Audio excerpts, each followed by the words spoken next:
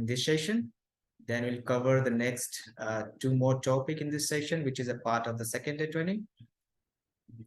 So the first one is to show you how to incorporate false information, false model in your existing model.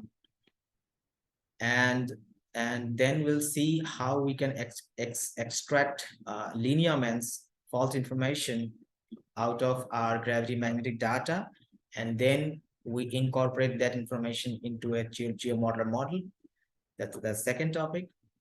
Third one is we will then see how to do a geostatistical operation using the geochemistry dataset.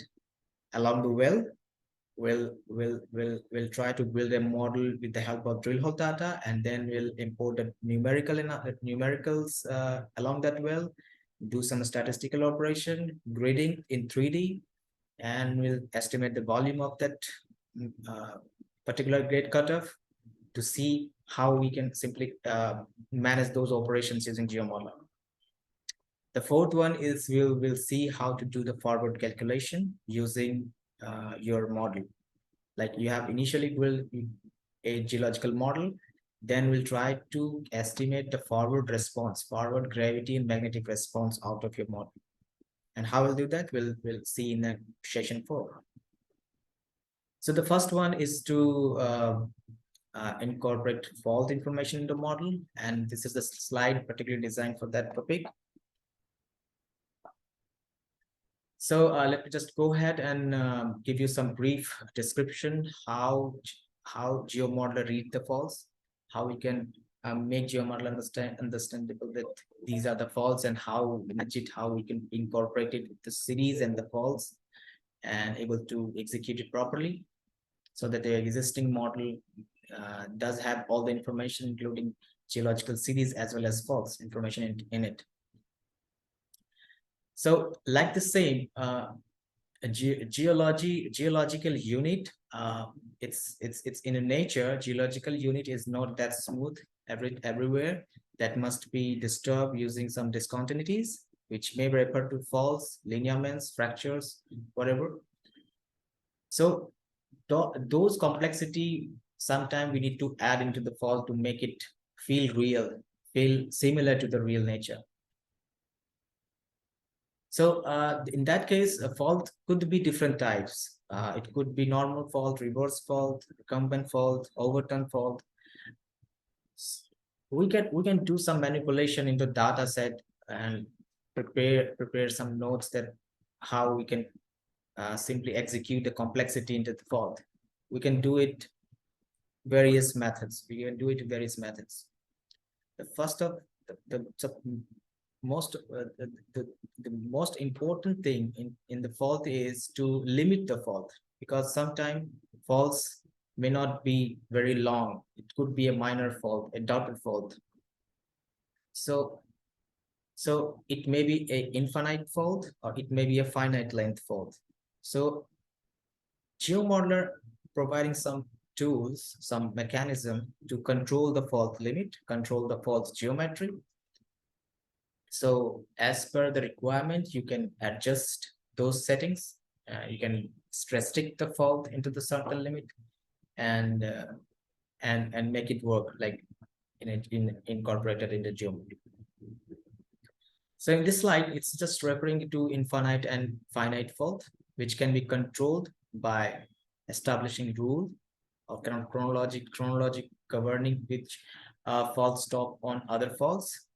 And also we can link the fault with the geological series to constrain in the geological unit.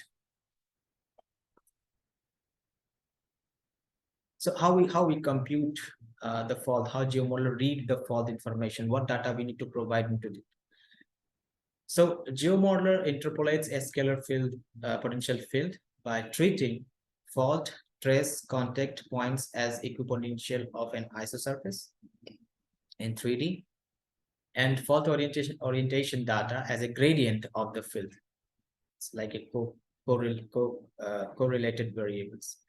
What the means of both 2 points is the fault can be incorporated using the point data, which actually representing the geometry of the fault. And another parameter is the orientation, which controls the uh, uh, orientation, like deep and orientation of the fault. So as you see in the figure, we have provided that one line which has been uh, traced along the 5 points, and there are 3 orientation data which controls the orientation, that means the geometry of the fault.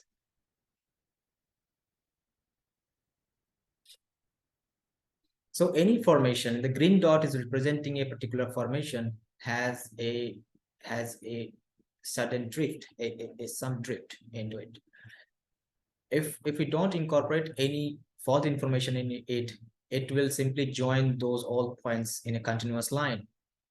But once we define a fault information across that green dot, it will break this it will break the continuity of the formation. So simply, and it will incorporate into interpolation that such a way that your geology look like it get disturbed along that particular line, particular fault information. So this will be a zone of influence, which is defined as a ellipsoid, and our geometry will be adjusted along across this fault margin. We can provide this information along the surface topography as well as cross section view, because these are only editor we have. So we provide data into in that sections. In case of surface topography, you just have to digitize this point along the formation boundary, and if required, we can also provide some context and orientation along the cross sections to adjust the fault throughout the dip. Excuse me, Prakash. Yeah. In the workflow, if we would first identify that there's a fault in the rock sequence, and then we draw the geological lines of the rock units afterwards, or is this the case that the fault is added later when we notice that is that discontinuities, or we have some geological a priori reason for putting the fault there? Definitely. But what is the order in which you would normally go about this? You can do it either way. If you know there's a fault, you can do it when you like initially when you're preparing your formation formation model, like lithology model. In that time, you can simply incorporate those faults simultaneously. Otherwise, suppose you have noted some faults, but you prefer to model the formation first and then add the fault in the later stage. That also can be done. Yeah, this is I guess that's the question of what is the easiest to do in definitely for instance, the second one. Probably we prefer to do it step by step. First, build a simple geological model, and then start incorporating the fault information to adjust those areas where the fault has impact. Yeah. So that is the more sophisticated way to resolve the complexity. Otherwise, what happen is if we do the fault incorporation along with the modeling exercise, sometime we're unable to resolve the complexity because we are clueless how to define those points so that we can configure the geology as well as fault in a proper way. So to avoid that situation, we prefer to do it step by step. First, build a model, and then probably you incorporate the complexity later on. It's completely fine to do it in GeoModeler because it's highly interactive. Whenever the new data is available, you can simply add it in GeoModeler and update it instantly. You don't have to create Yeah. a new project separately. You continuously update it, your model, whenever the new data is available, such as either false or any other information. Yeah. Some of the limited experience I had Mhm. with GoCAD years ago was that if you found that you needed to introduce a fault, then it was often easier to eliminate a surface completely and start again, No, that's modifying it rather than simply. So this is a great advantage if you can yeah, modify it. yes, definitely, that's a very helpful tool for like uh, make use of your time. You don't have to Mm. waste your time to um, making any exercise completely. So that's a good way. What we'll see in during our demonstration, that in the Mansfield incline that we have already prepared in the last session, we'll try to incorporate fault information in that project, so you will have an idea how in a later stage the fault can be incorporated. Okay, so the next slide is to control the fault geometry.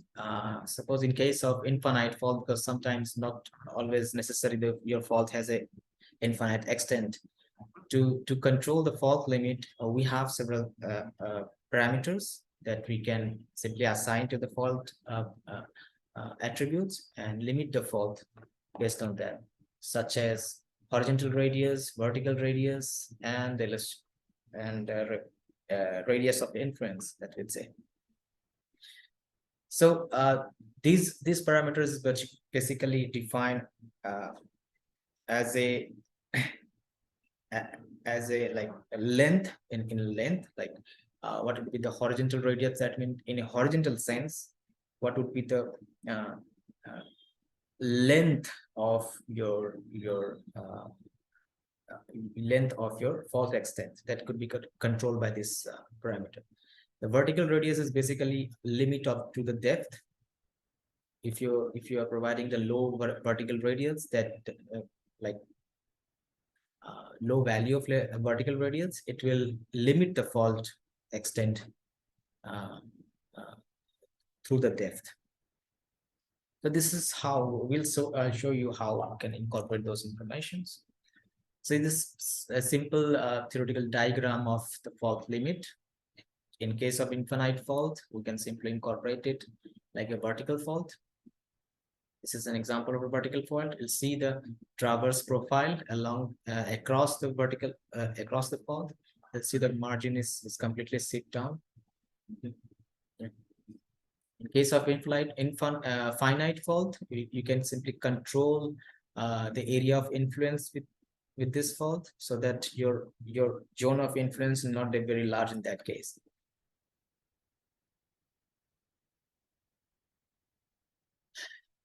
So initially, when we try to build a model who without incorporating a fault, our surface will look like this. There is this S type of a structure in between the geological model.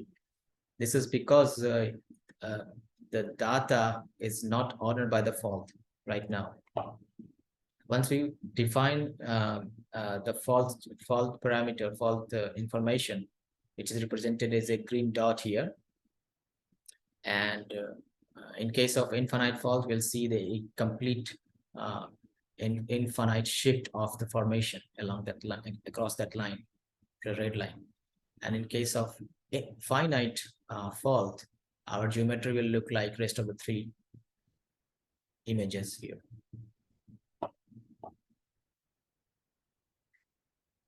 So that was for the infinite and finite fault. What about providing multiple faults in a single model? In that case, sometime what happens, there is a fault which terminate into the second fault. That could be a parent fault and could be a daughter fault. It get terminated onto the parent fault. So those kind of complexity we can simply adjust using link fault to fault parameter. We can define the termination of the fault into the second fault, like the similar image here. We can define the relationship of the fault one stop on fault two which is like this here. Fault 1 is going in a stop on the fault 2, so that both faults could not intersect with each other. In general, fault never intersect. It must be terminated on some end if there are multiple faults are crossing with each other. So these kind of complexity we can define. Here there is a 6 fault structure. It has been used to show how we can simply manage those faults relationship with each other. So this is how we can simply adjust. Here if you see another example of F1 stop on F4, see, since F1 is stopping at F4 as well as at F2, we can simply assign these parameters, and it will give us the results similar to this image. So one demo example of the GeoModeler, here's the exactly same information that we're going to use to set the relationship between the faults.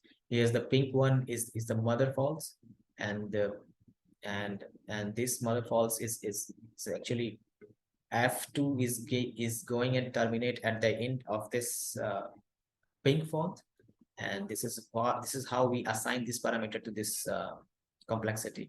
Here we see that there is a 4 fault along the column and the 4 fault along the row, and it's representing actually F2 is gonna stop on F1, and this is exactly what it says. So once we check this box, it will GeoModeler will understand what we're trying to do, what we're trying to command him. So it will work like that, and it will give us the result like this. So this way we can play with multiple faults integration into the GeoModeler. The third parameter is the fault link with series. What it means is it's not necessary that your fault information is actually penetrating to all formations. It could be only impacted on maybe 2-3 formations, or maybe in the cellular formations, not the deeper one. In that case, we can link the fault penetration up to what series. If the fault has impacted only specific series, we can define and set it like that, so it won't disturb the rest of the other series. Here the example, suppose there's a 3 formation over here, which we can see, the red one, pink one, green one, and dark green. In this setting, what we have done is there is one fault here, F1, let's say F1 fault, which is going across this formation boundaries.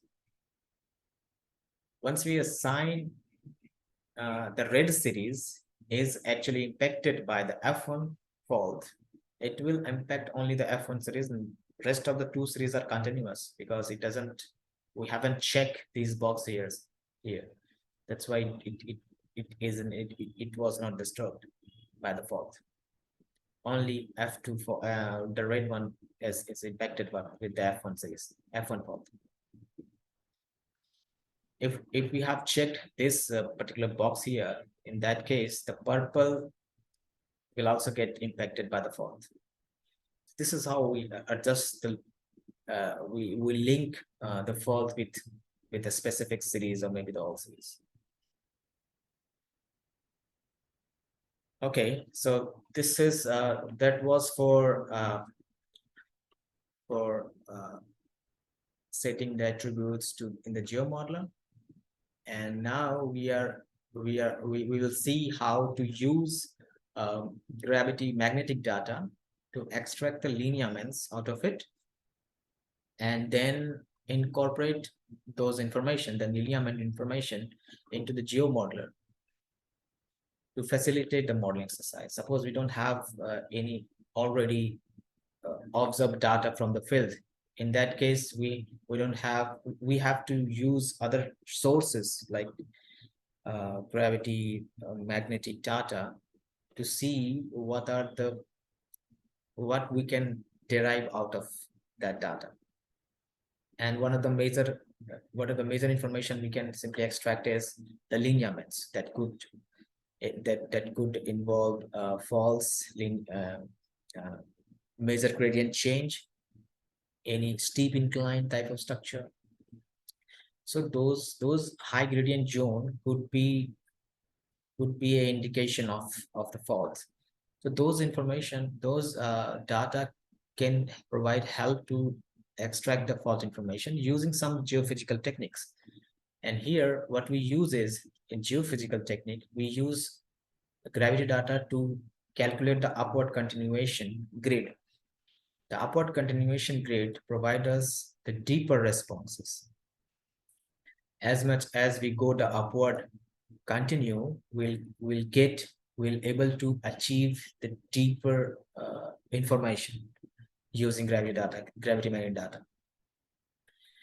Once we prepare the upward continuation, several upward continuation grid, suppose 200 meter, 500 meter, 600 meter, 1000 meter, then we'll calculate a total horizontal gradient on each continuation label. Total horizontal gradient, what it does is it will simply highlight those areas where the gradient has changed rapidly.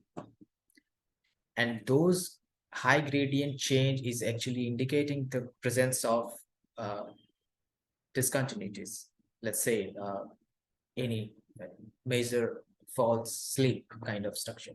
That could be an indication of a fault. I'm not saying that it's only fault, but it could be a fault information. So so the high gradient, horizontal gradient, what it does, it will highlight those areas where the gradient has changed rapidly, and then we calculate the worm over each horizontal gradient grid that we have calculated on each continuation label. And if we summit all the lines over the horizontal gradient, we'll able to get a worm type of structure, which is a lineaments kind of structure. So these worms is actually providing meaningful information of the lineaments of the gel, which could be present in the subsurface below. We'll use this worm and calculate the context as well as the depth, the inclination of that structure. It's completely an analytical method. So the geomodeler is able to estimate the points as well as orientation of that structure that can be directly integrated into geomodeler to make a smooth surface, a smooth fault geometry. This is how it works. This is a case of a synthetic example on some intrusions, some basic source intrusions. And in case of vertical pipe, our upward continuation response shape will look like this. Suppose there's several continuation label grid, and it's actually a demarcating lines, which represents, once we go in the up direction, it represents the deeper information as we go up. So if we're getting this kind of shape on the worm, it will represent a cylindrical vertical pipe, presence of cylindrical vertical pipe.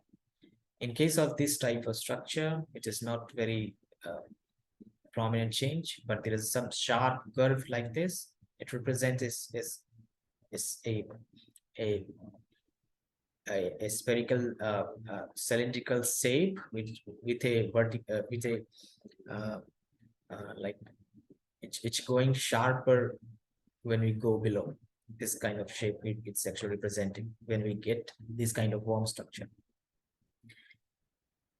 And similarly, for this type of geological pipe, could be a buried volcano, could represent by this kind of voltage reduction. This is just a synthetic example how we interpret the geological body based upon the warming result. So another example of the fault, in case of vertical fault, we get a straight vertical upward continuation grid. So we able to calculate a, a exactly vertical multi-edge detection line over it. It's simple to identify that this fault is vertical. In case of the warming result having some deviation, it represents that our fault has a opposite direction of the warm what we get in this direction. If you're getting the lineaments along this line here, it represents that our fault has a opposite div to the what we seen in the lineaments. Similarly for reverse fault, this is actually a reverse fault, but the response is look like similar because it has the similar geometry what we has here in normal fault. So it has to hard to identify what is the reverse and what is the normal. But yeah, this is based upon your interpretation, what we actually able to get out of it. This was one of the example from a huge fault geometry along the Murray-Darling River in the southwest Australia. Here we'll see this model extraction using the sample, using data set. We'll see that this exercise when the geo model will do it. So this is how we extracted here. We see there is a huge gravity anomaly which is going along the river basin, which represents a huge fault presence of huge fault information along the river basin here. In the gravity grid, we're able to identify the structure very prominently. It's only this is the one of the major feature which is observable in the continental scale grid. And what we have calculated is we have calculated the upward continuation label and then horizontal gradient on each continuation label, and then each horizontal gradient will demarcate the line over the peak of the total horizontal gradient. It will show the lines like this, and one of the major line is going along this fault here, which is interpreted as a fault information, and we incorporated this information into this regular surface using triangulated mesh. We use the deep calculated using the warming tool and the points, and make it in a and created this smooth surface to see it in 3D. The same information we can incorporate in GeoModeler and convert it into 3D surface, 3D GeoModel surface. Let's see how it get done. This is a second example from some data set to use the magnetic grid to find out the Pennier channel. These red zones are actually demarcating the hues, the channels.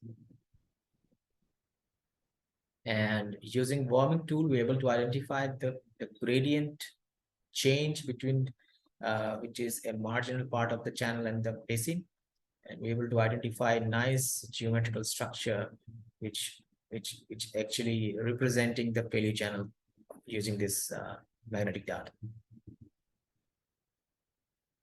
This has many interpretation. One of the interpretation is to identify the paleo channel, which is not observable on the surface, but since the magnetic identifies these red zones, so we're able to identify what could be what features is buried beneath the residue. This is how we can use it. Okay. So I will show you first how we can incorporate the fault information. Then we'll move it to the warming edge detection tool to see how we use geophysical data to extract the fault information. So I will use the same project first, Mansfield project that we have done in the previous session.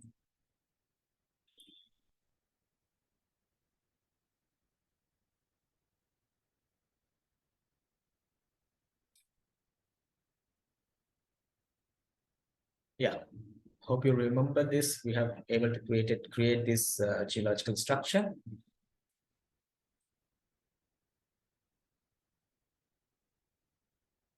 And this is the image that we have used, and also we have used some drill hole data.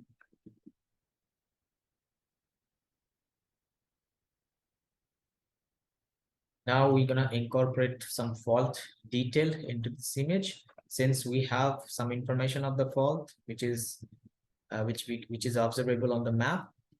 We'll try to incorporate this information, fault information, and adjust this complete model using this information. So the first stage, what we need to do is we have to create the fault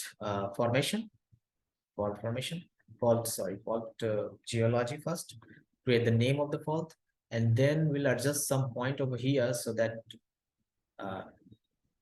GeoModel are able to understand what we are providing here, what we are able to achieve. Okay. So the first thing, let's go and create the fault name. I'll try here fault 1.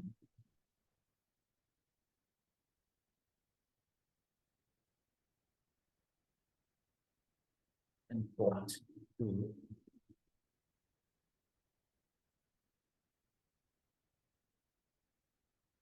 Okay, so I created this two fault geology. Then I'll click close. Well, it will ask to set this information with the series that we have already created in the previous session. So this example is for linking the fault with the series. We want to link this both fault into all of the series. Like there's a 2 series we have created. One is a Mansfield series and another is a basement series. Mansfield series contain 3 more formation: upper Mansfield, middle Mansfield, and lower Mansfield. So now we want both series has been impacted by the fault 1 and fault 2. This is what we have commanded. We have what we have assigned in it. Excuse me, Prakash. Yeah. When you had that little table open, and you can save to a CSV file, will GeoModeler automatically be saving this information? And that's just if you wanted to export it to somewhere else that you. Sorry, which one? Or if you go back to the table. Yeah, this one here. Yeah. Okay. Sorry. Okay, then the next one. Yeah. You mean here? The link fault where it is. Yes, here. Yeah, link faults with series. Yeah. Correct. And then you can see that save you the can CSV save it. file. Now, why would you do that? Or does GeoModeler save all its information anyway, once you're building the model, that you don't have to manually? That's just if you want to extract to somewhere else, or what? Yes, What's the reason actually, for that? I haven't used this option so far, but I think you can able to save the relationship. Let's just check. I don't know what it does actually. But it would be if you could save these geometric templates, if you like, then you could build other models just from generating from that. That's just a question. Yes, I think it's a good thing you have asked it.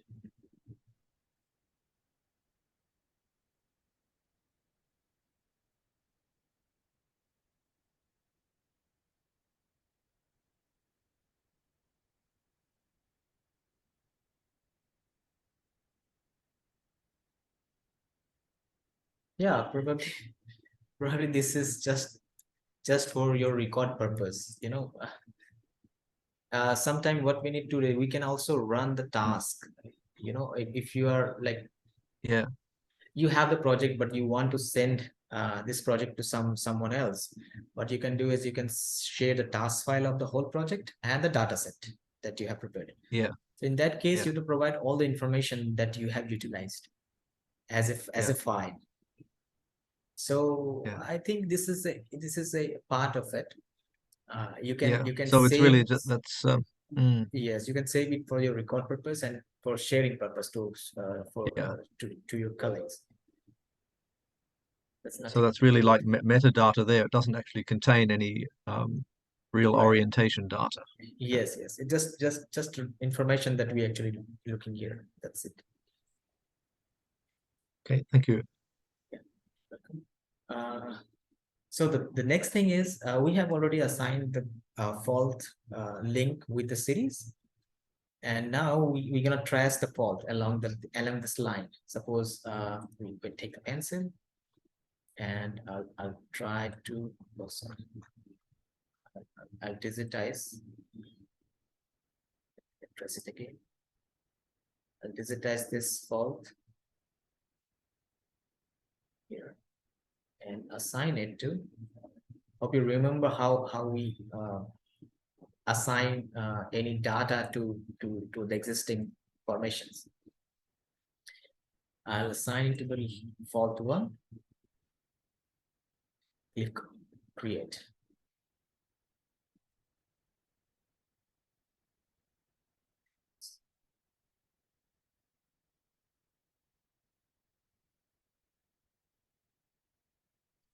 Here. So this is the fault one, but it's still it's not actually able to compute it because we haven't assigned the deep data to this fault, which is also required to compute any of the formation. So for that, what we can do is we can simply directly assign the deep to this fault by checking this associate box. We can provide a deep separately as well, but we can do it here directly. So it's a vertical fault right now. It's a vertical fault, and you don't able to see any deep like notation because it's a vertical. It's just below these lines. That's why it's not visible. But now you can simply execute this fault the information.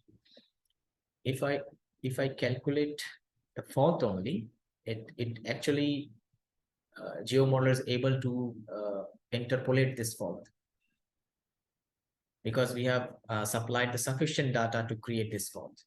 If I click OK, and if I project this fault into the 3D view, you're able to see the fault like this here. But default GeoModeler understand every fault as a infinite fault. Like if I right click here and go to attribute, its default set is to the infinite fault. If you want to limit this fault, you have to check it here. Finite fault, provide some horizontal radius, vertical radius, and influence radius information so that your fault is set is actually fixed to the appropriate geometry. To understand the length of this fault, you can take take use of this use ruler, tape measure, and what is the length is around 2700 meter. Probably when if you are creating the fault, you should take the half of the horizontal radius should be half of the length of your fault line. Let's take it 1500 then.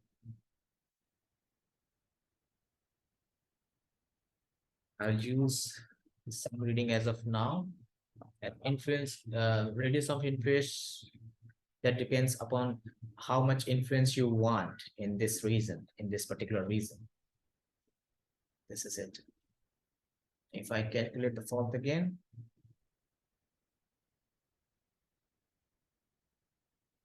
yeah, it's now restricted.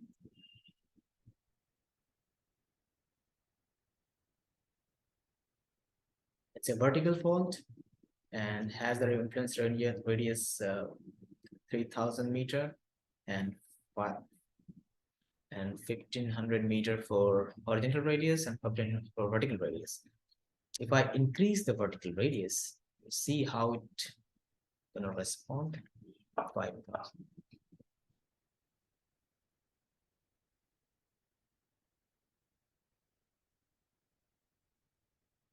See. So our vertical radius is now, we have provided the larger vertical radius is in this case.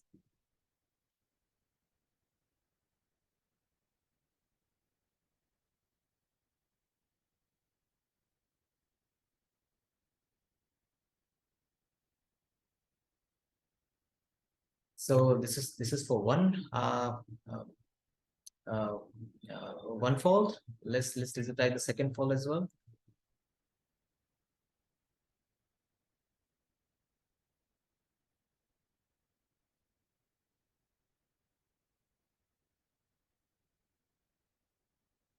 Associate.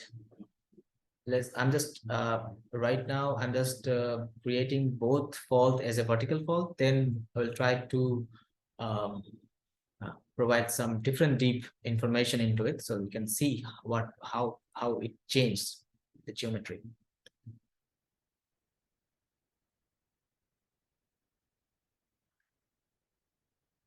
It's also a finite.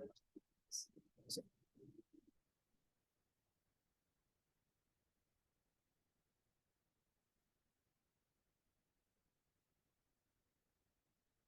now we have two faults.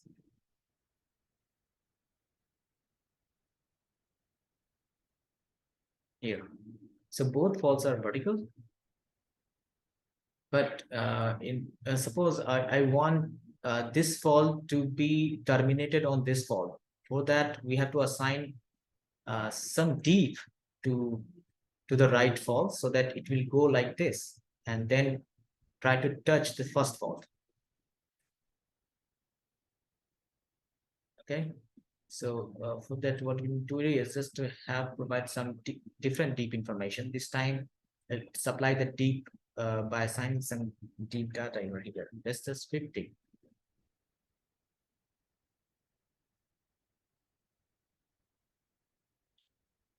Recompute it.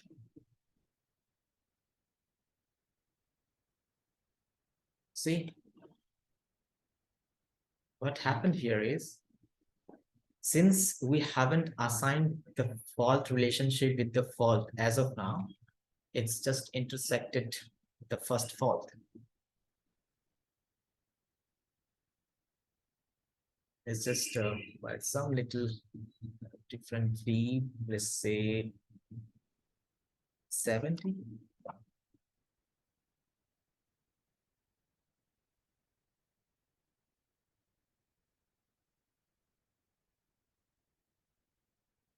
This look good. And then what we'll do is we'll assign the fault relationship with the fault. And we'll say that fault 2 is stopped on fault 1. Then I click OK. And I revise that. Yeah, it's actually honoring what we're trying to do.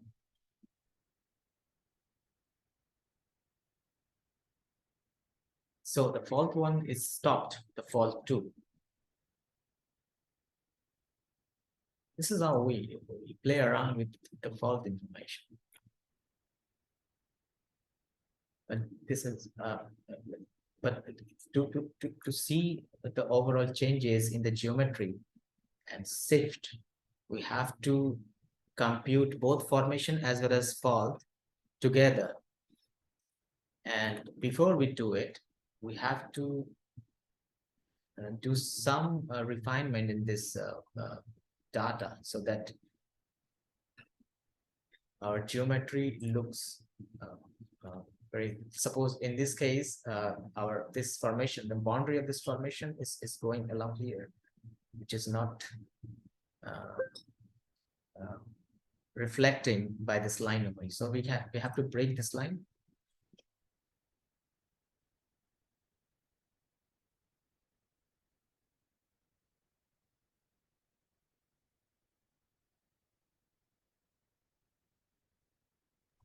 Could you please show again how you broke the tool you used then for breaking the line? Here, the split line, split part.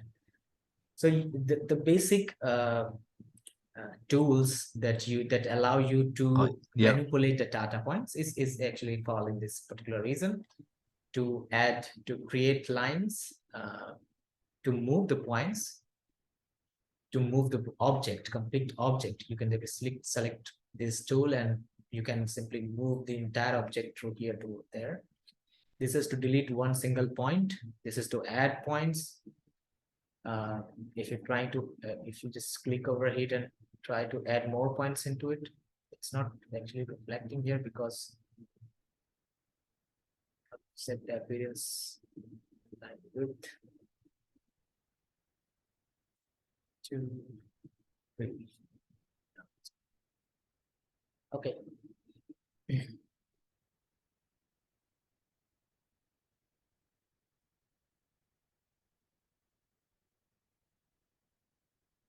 Perfect. Here. So probably need to make some adjustment to data set so that our figure a, get resolved properly. In this area, we have to supply some more points as well so that we can move that line.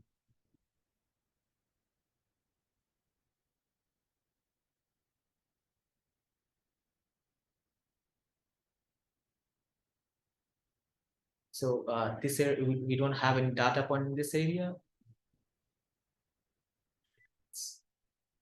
We add more points into it so that we can adjust the boundary.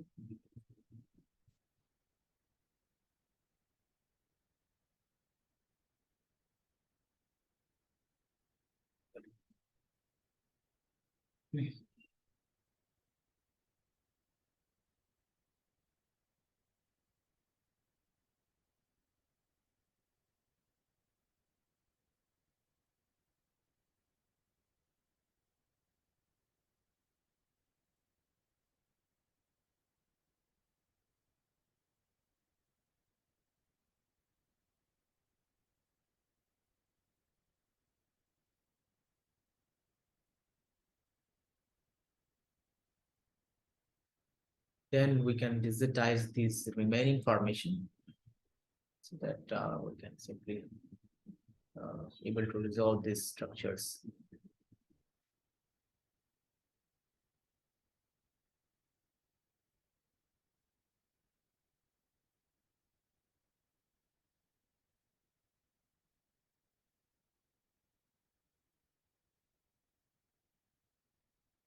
So this is for lower Mansfield. Lower Mansfield. And then Mansfield. This one. Upper Mansfield. Okay. So we broke that continuous line and incorporated the fault lines. And that's it. I think we have done our job. We can simply execute this task, including the Mansfield series. Select all. Then click OK. Then project data entered here. See, we have incorporated the fault here.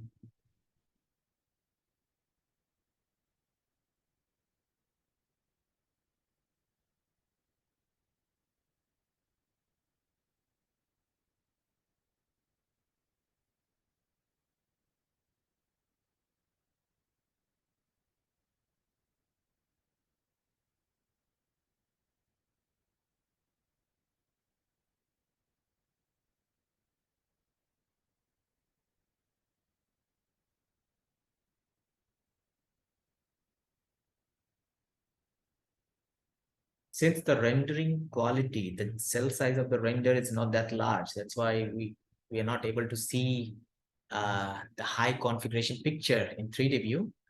But yes, it is there, since we're able to see the model in 2D viewer, it must be reflected in 3D view if we render it in high quality grid. Simply, if we increase the cell size, if number of cells could be increased, then we'll able to get the same picture in 3D view as well. But it may take time to render it, since we are increasing the cell size for the rendering. Is that it rendering for the whole model or just Whole model. can Whole you model. still, yes, okay. Whole model. Right now we are using like 20 cell size in X direction, 21 cell size in Y direction. It's a low sequence, since we are not like trying to create the final product here.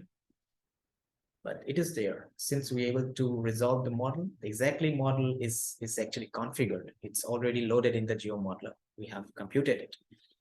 So if we try to render it in high quality, it must be reflected similar to this configuration. So the interpolation able to resolve the faults, including the complexity, the formation. Hope this workflow is understandable. And if you have any doubt in this, please let me know. We'll move to the next session then. Okay, thank you. Okay, great. Just going to save this project so that you.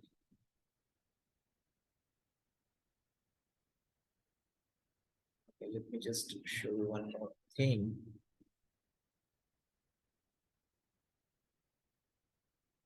Volume. You see here, there is a fault plane there.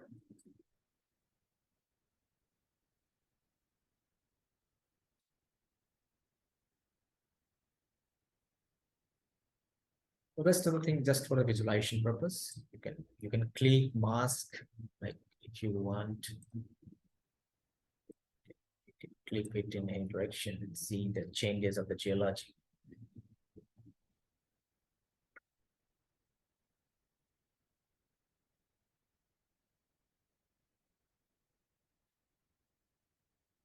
Okay, yes.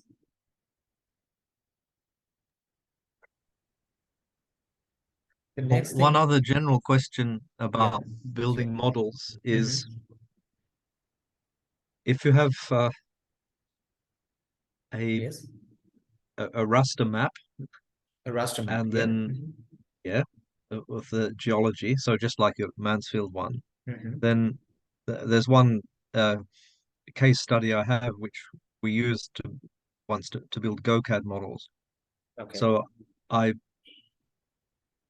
made my own cross sections at 500-meter intervals over 10-kilometer strike length to build up a model there. And I was just wondering about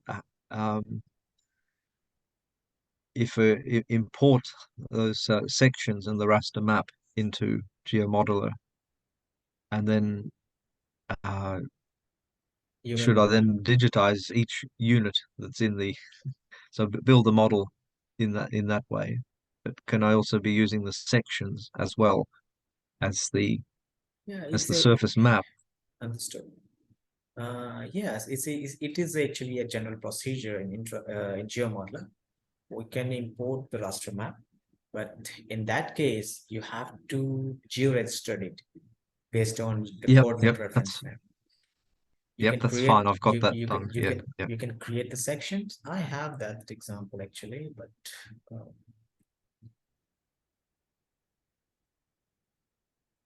just check, is it there or not?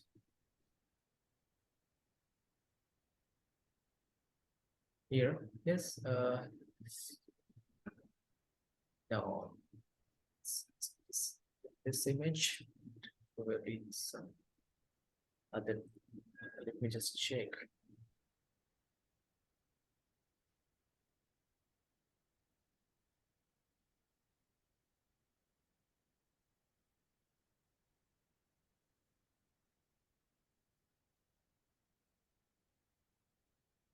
Yeah, here. This section is actually we have what we did is we stitch a raster image into this section, this cross section. Hmm. If I show you that cross section here, yeah, this one. It's actually Yep. a Yeah. So that's concept. just from the published geological map. Yeah. Yeah, Yeah. correct. If I show you in 3D view, it will look like this. See. So this cross section, we have the information of this formation. We can simply fix those formation by digitizing it using pencil. That can be done. This is Hmm. this is the general procedure in in geomodel. Yeah. There's a various way Uh, you can incorporate the formations. There's no limit how we put information in geomodel. Yeah. And then if a fault actually would be a shear zone with a uh, a finite width, like a damage zone around it, then it's not just a plane, but actually an object. And then the next question is then I'd see that you have dikes, and also Yes, we had a granite intrusion that correct. was discovered that cut across all of those units at depth. Yeah. That's completely doable. Let's try one this exercise over here as people want. Uh, Suppose we have done this modeling using the data we have. Now, since this data doesn't have any intrusion, this is a simple geological model, but let's just assume there is some intrusion into it, right? Okay, so let's just use this cross section. Suppose your cross section image is showing some intrusions, right? Like if I take the pencil, and let's just disturb this cross section.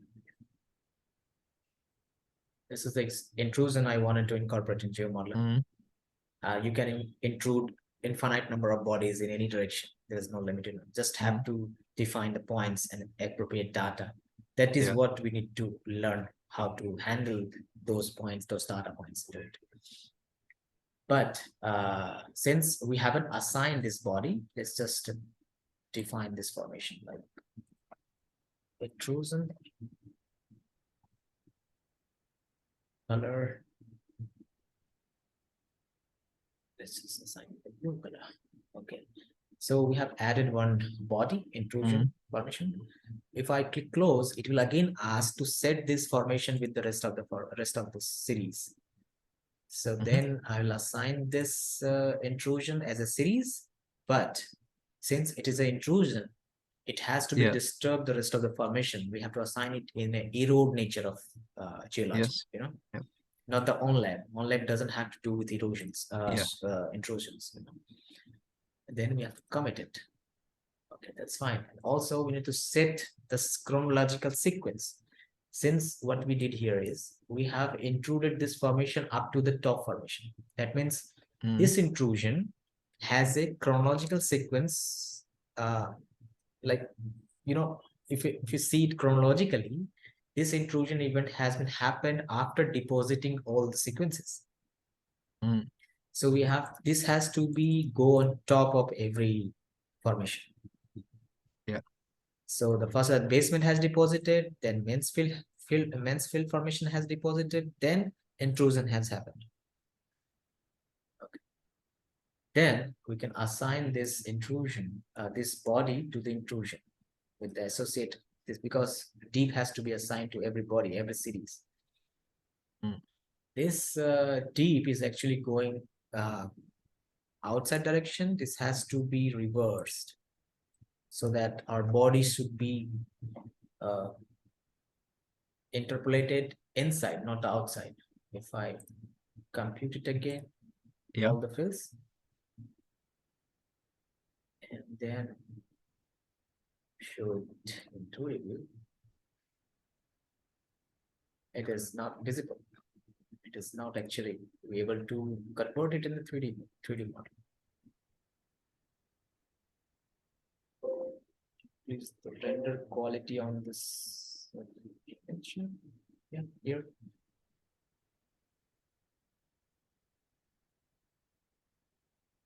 There one more thing we need to set. We also have to set this to the erode. Then it will resolve.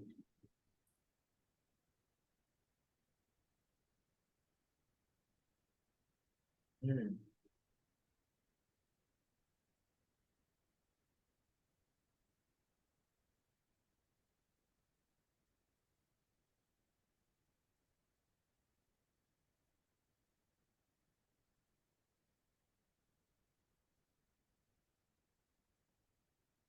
Uh, Blue. yeah. Prakash, I think light blue Mhm. should be younger than intrusion, kind of, because if you are zooming, you can see you left some places and it looks like sedimentation go on to intrusion. So, Understood. yes, it doesn't answer just because of that small point, I think. It's a middle Mansfield. That means the upper Mansfield is actually has to go on erode.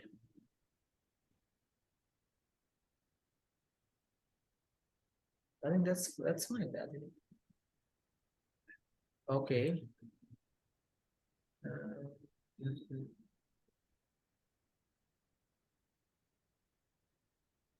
There are a way to do it, but how we can address this?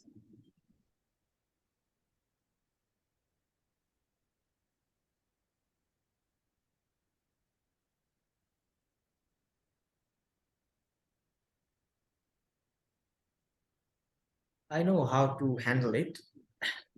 Since geologically, it is what it says. Since let me just explain it. It may take time. We have defined some different configurations like Mansfield series here. It has three formation, you know, three formation. And it says these three formations says this three formation has to be intact every time. In terms of geology, if we talk about the stratigraphy, one series should never disturb. No, one series means like any particular formation of the one series should never disturb alone. It has to be disturbed uh, all formations by any intrusions or extrusions, whatever. So either this in this case, what we need to do is either we can simply put some points across this formation so that it will able to identify which is the it has been disturbed by all the other formations as well. Since our top is not uh, uh, masking this yellow formation, that's why this problem is happening. Otherwise, what is the other way to do it is we can break this series into these all three formation, which is a part of one single series. We can break this all formation in two separate series. Then this can be resolved with the same geometry. Okay. So there's a certain way if you start working on GeoModeler, you're able to identify the complexity and how to resolve it by appropriate method. Yeah. Okay. I think I follow. Sorry that took you some time out of what you were planning to do, but But just this is what the answer of your questions, that yes, we can add any object in any pattern. If you intend to do so, we can do it. Do you allow that facility? Okay. Second thing is to extract information from data, geophysical data. The fault is very general. It's general type of information we can understand from geophysical grids.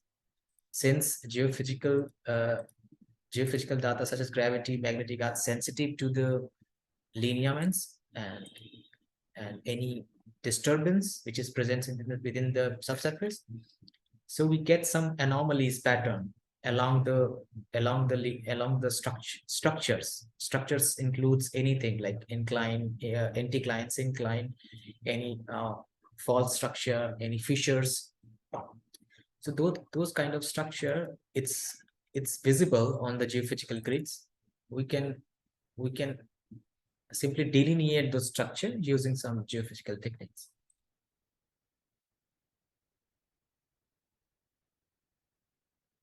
Okay, so I have created one project, just a boundary box,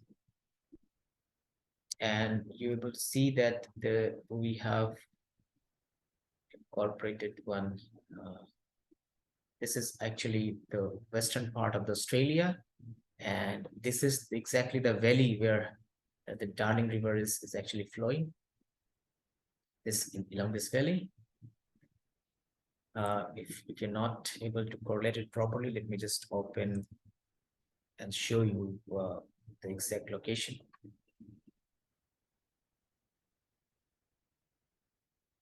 I'm opening one.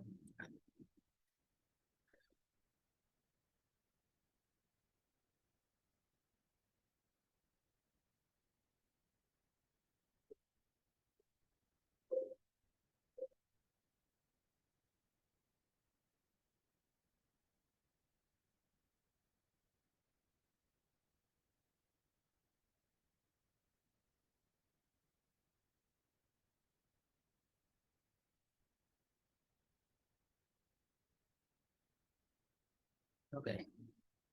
So this is the exact area where the Darling River is flowing, and we try to identify the patterns of the structure, and see what is actually that this false information is look like using geophysical technique.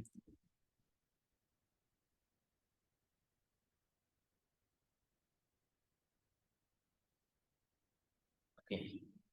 So we already have prepared one workflow. I'll just go ahead and quickly and show you how to do it. But first, let's just show you the grids that we use for this. We'll use this gravity data. This is a continental scale gravity grid, and you're able to see there's a huge patterns of the anomaly, which is showing the primary fault structure along this area.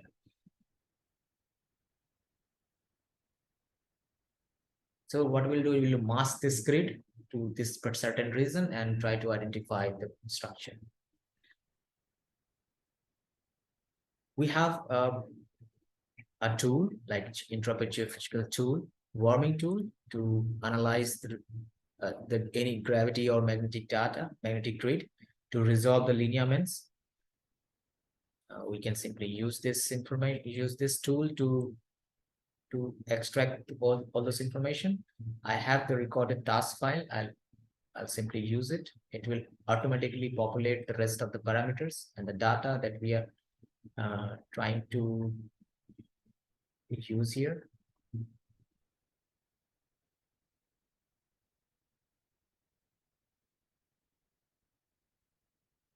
Okay, let's try once again. It's not populating. Oh, it's done actually.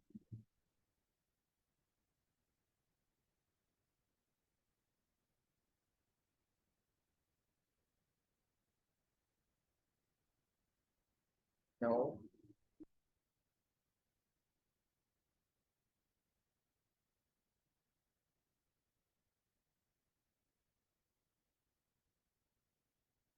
Okay. Let me just open another project.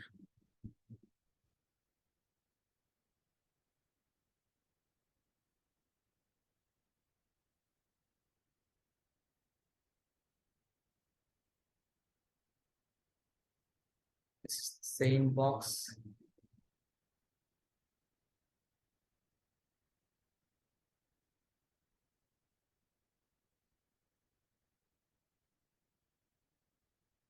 It's the task file from here. Yeah, It's working now. So this is a gravity map data of whole Australia. We have masked the area of interest we will use to look for the fault structure. It's a limited area. I'm not actually executing this operation on whole continental scale grid as of now. And the mean sensor height we have taken 200 meter, and the terrain elevation, this is the datum grid, and this is just for a visualization purpose. Whatever calculate it calculate on that grid, we're able to see the fault structure, the ready fault model on this grid. So the reprocessing, how it get calculated is, what we'll do is we'll try to execute the fast Fourier transformation, convert into the upward continuation, and then we'll calculate a total horizontal derivative utilizing x derivative and y derivative grids, and then we'll trace the lineaments on that particular grids. In order to do so, we have calculated upward continuation on 3 different labels, 120-500 meters. Since this is a continental scale structure, so we have to calculate higher value of upward continuation. So we have taken 3 different labels for upward continuation. For detecting age, this will simply delineate the age on the total horizontal derivative. So there is no we can define the maximum anomaly size to include the points. In this case, we have taken all the points whatever we able to see. Then these are the parameters to convert the points into the line. So this is the maximum point separation between the upward continuation points to trace the lines, the maximum number of points, and the Euler gradient limit. This is to estimate the depth of the fault structure. And then there's another derivatives which will be calculated as a result, and this is to perform the rendering on the lineaments over certain deviation from the fault points. Then you convert the surface and then export it. That's fine. Once we execute this task file, this operation,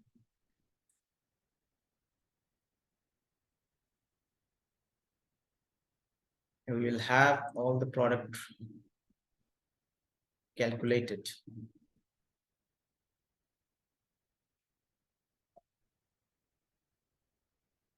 There it is.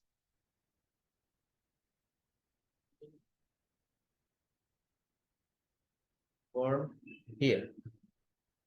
So these are the final products after the computation of that operation, and this we will get final CSV file for the context of the fault that has been extracted, limited extent parameter of the fault that has been extracted using the warming tool, and the orientation of the contact. So we can use these 3 separate files to import into GeoModeler to convert into 3 surface. There are other derivatives also has been generated using this tool that we can use. Suppose in this is a geotiff image of the worms. This black line is actually representing the measure structure. This is what we are looking for here. And there are more examples for the worms. This is the worms that we can display. I'll show you how. I'm just closing it, and here. Let's import all the data set one by one and see how our fault is actually look like. The first thing, I'll import the observation, which is in DIR format. It is saved this as a worm. This is a database file which we can import. Import all the files. And if we project it in 3D view, we're able to see the lineament structure. This is overall fault plane, fault margin that we're able to execute. We're able to see it from surface. So now we are pasting our DTM data and the warm solution together to see that what features has been extracted. So this is the one primary feature. There are some secondary features as well, which is going along here. This is not the part of the modeling these features as well, but we can look at it if we try to refine or make model more complex. We can simply analyze this feature as well.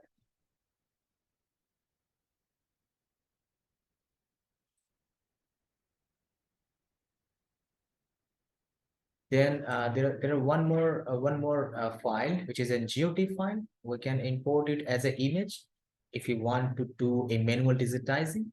In that case, you can simply go here, surface topography, or you can right click over here on surface topography section, go to image manager, and then click plus and import this Darling TIF file, which is a output product of that worm tool execution.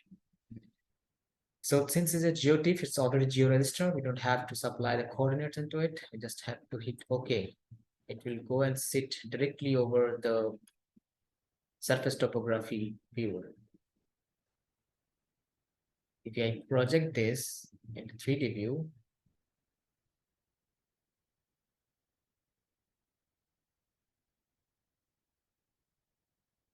you'll see there's a huge displacement. I think it's not visible because of the continental scale block. But yes, it is actually demarcating the similar feature which we have displayed here.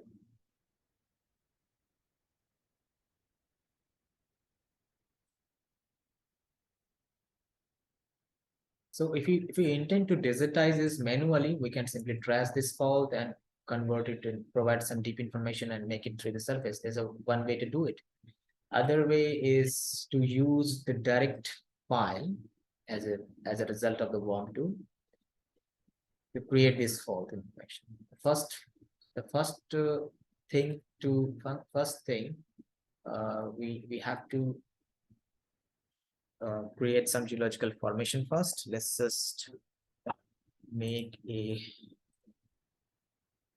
add a host mean that will fill the rest of the block. And then I'll create one fault. The fault should be Darling fault.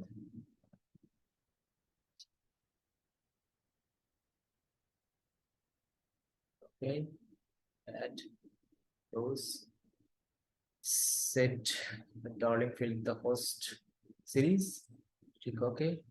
Okay, then done. This part is done. We have created one fault named Darling.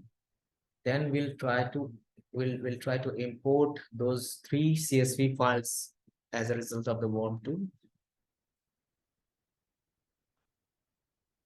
First, we'll import this context from 3D contact menu. Then click next.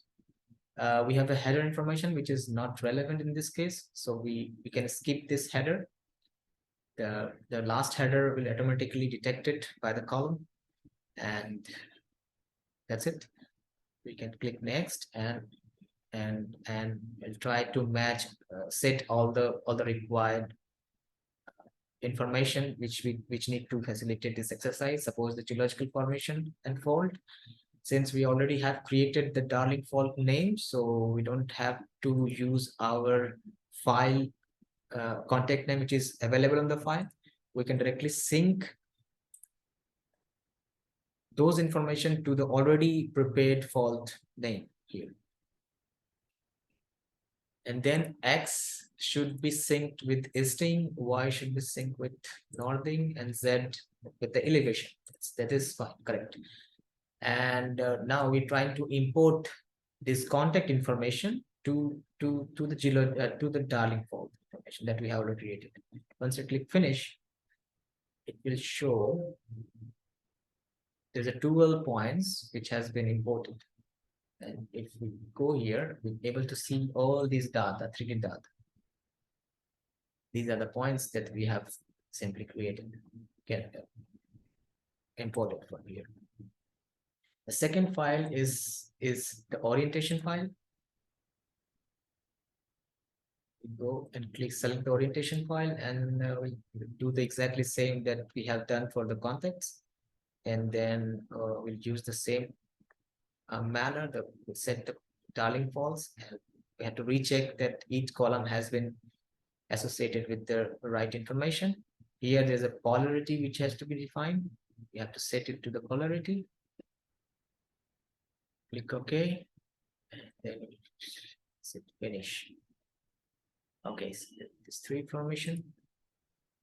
And then the final thing is to set the limit, fault limit. You can set the fault 3D limit extents. Okay. Here.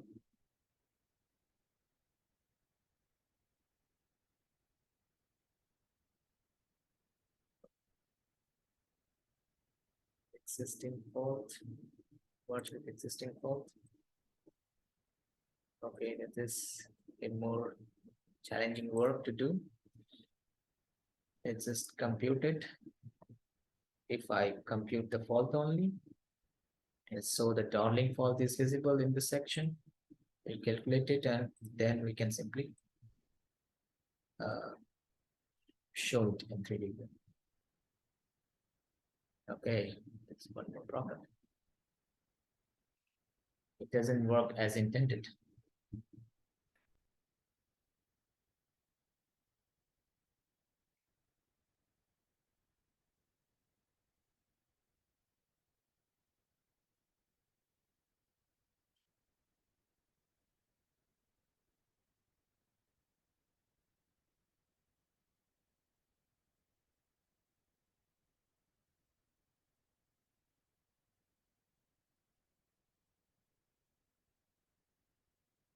Let me set this again. I think I've chosen the wrong file.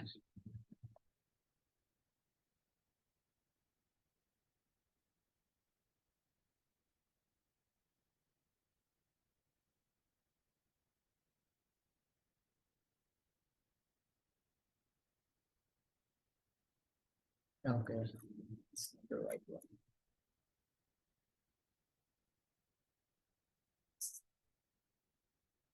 That file is not the right one. We have to open it this file. Next. Let me just go and quickly set all this thing. Okay.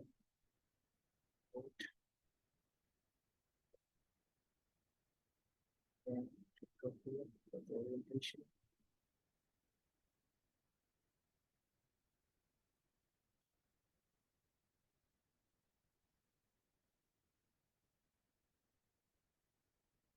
Set this to polarity.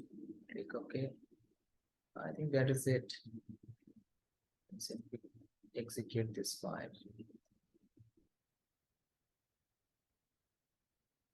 Yeah.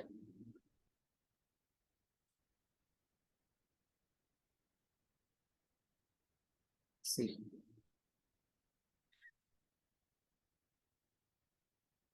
So with the help of 3 separate files that has been calculated using the worm tool, we're able to execute this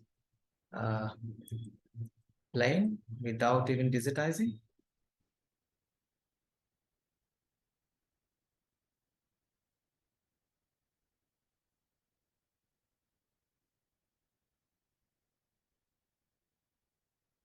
Why is this calculated?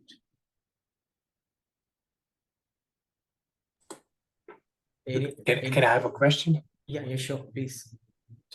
So I wonder why only the main fault show up. So is that contact and orientation data? No, we have actually our task file is set. We have set the parameters for calculating only those faults which has a larger extent.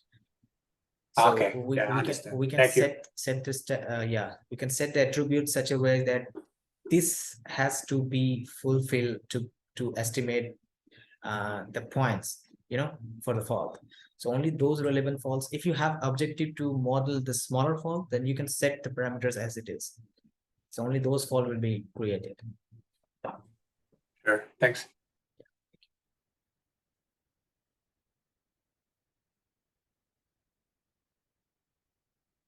See, so this is the exact gravity grid, which has been which has been used for this calculation.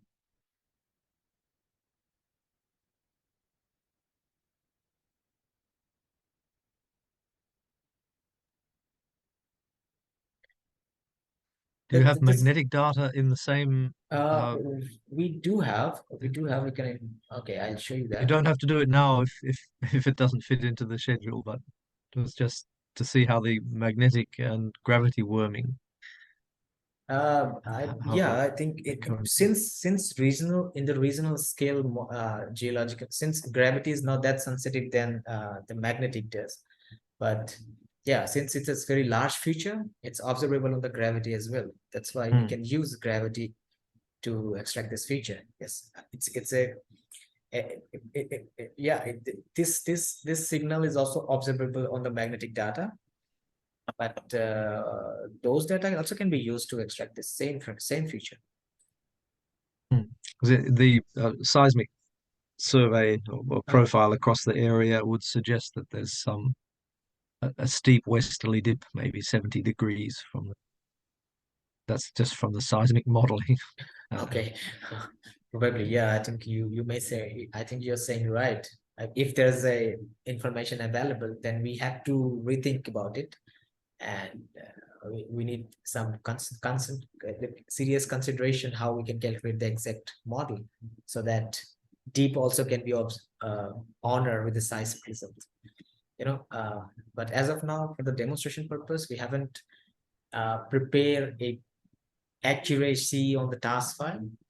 Just have taken the default set of files and executed this thing. But if there's a complexity available, yeah, please. So the gravity worm that the prominent one along the fault line is based on upward continuation from 2,500, 10,000 and 25,000 meters. Yes, yeah, correct. Yeah. But that the line is generated by just projection on the model surface. Is that right? The line has been generated on each and every continuation level, you know? Yeah.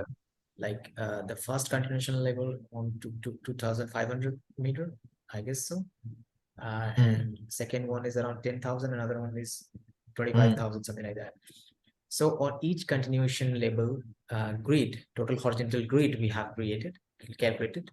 The total horizontal grid is actually showing us the area where the anomaly is changing very very rapidly, and it will just give us the peak of that particular area where the anomaly is changing, and this line is actually going along that peak, total horizontal peak, and we calculate peak on each and every continuation label. That means we have 3 label of lines, you know, 3 label of lines on different continuation labels.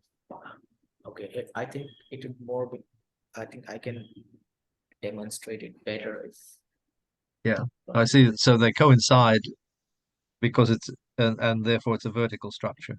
Yeah, it's actually it's showing that us geometry like a vertical structure. That's why it's. But the smaller worms then are much more irregular. I'll show you the exactly. Okay, let me just show in 3D view so you will able to understand the how the result has been calculated on what label of height.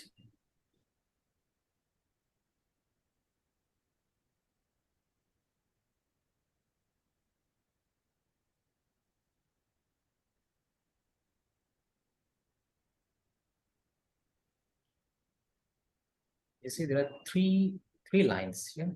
Three labels. Like the first one is look is just put this.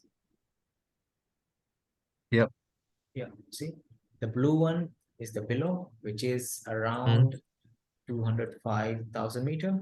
Second one, the yellow one is representing the height, which is around 10,000 meter, and the upper one is around 25 kilometer height. Hmm. As you And go, if you view the model from above, Mhm.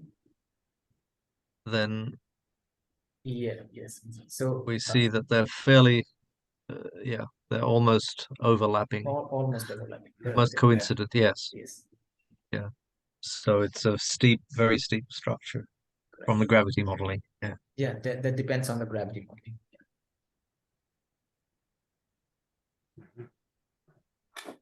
Great.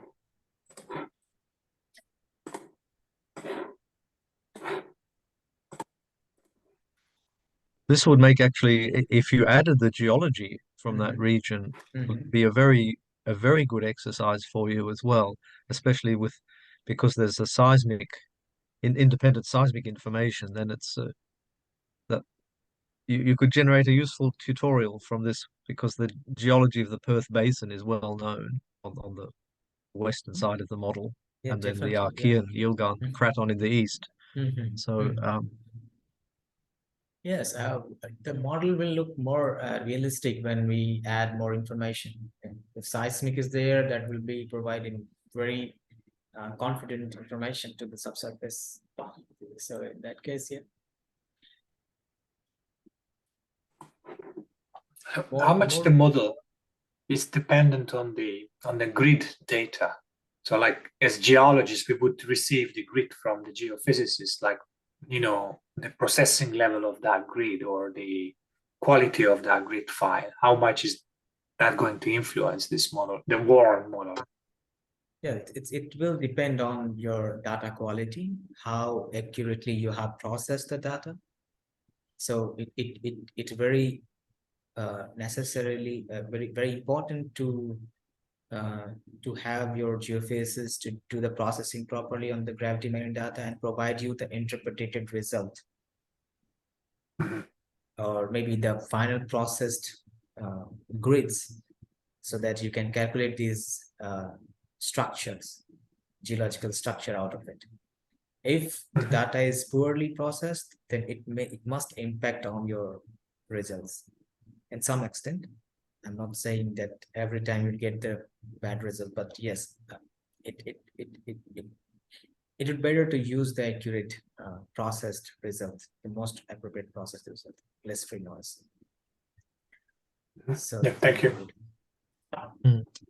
Another question is just with regard to the Trepid geophysical suite and GeoModeler, that these are extra modules, add-ons within this is the basic.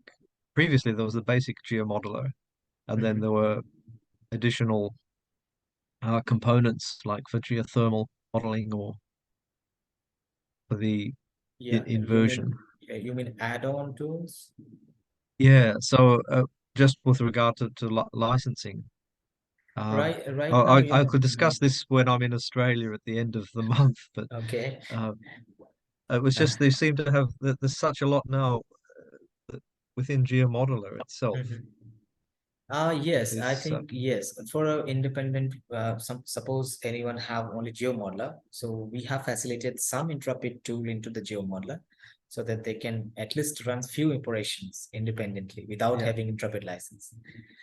Yes. And as of now, the license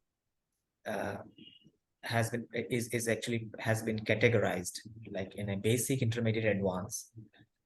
Basic is just for the geological purpose, just a simple model creation facility.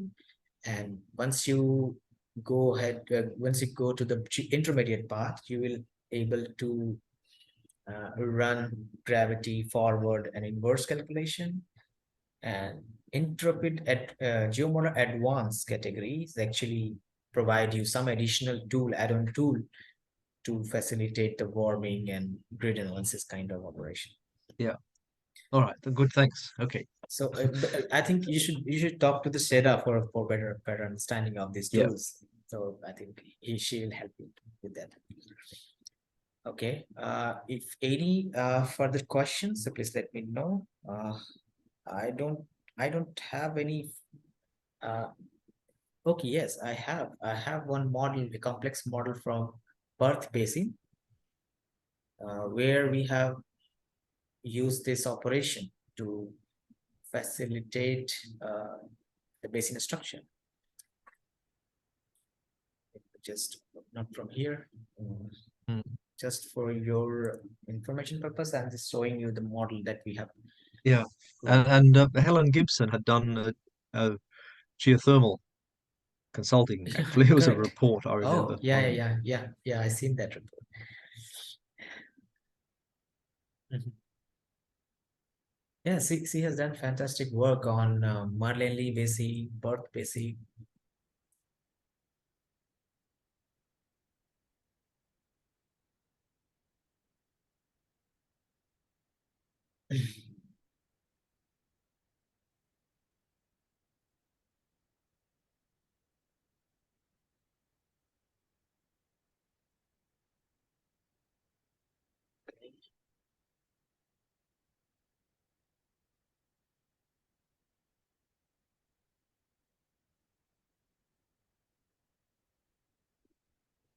Basement, Perth.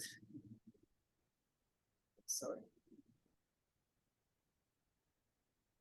Yes.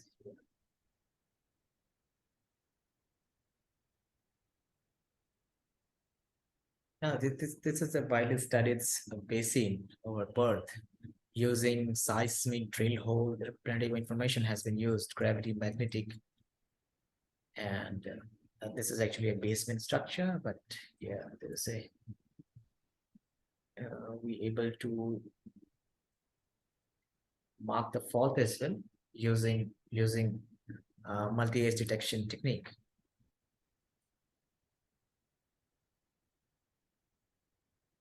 Okay, it's taking time since it's a heavy model.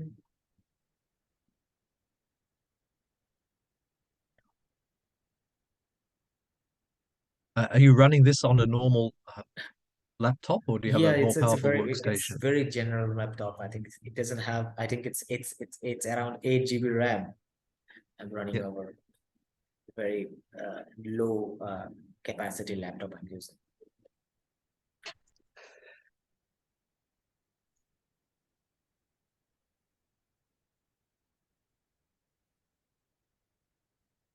Okay. Still, since it's working, I think shouldn't wait for this.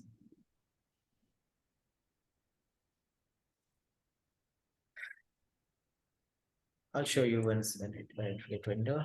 Let me just go ahead and deliver the next session. Okay, and third session is on drill hole management, where we see how to use drill hole data to build model and import numerical data along the well to do some statistical operations. So as if we have a drill hole information, it doesn't require to provide surface geological information every time, because since drill hole does contains the certain depth information into it, so it's very helpful for modeling purpose. And GeoModeler can do it model in a better manner when we do supply the drill hole information to it. The process of building the model using drill hole is simple. Once the step is described as follows: set the project extent, and set the datum, provide datum and projection system, load the DTM data into it, import the drill hole data as a color, survey, and lithology file. There should be 3 separate files for 3 different information. And I'll show you what this information means. Then with the help of these 3 files, we can create the formation and set the stratigraphic stratigraphic relationship between them.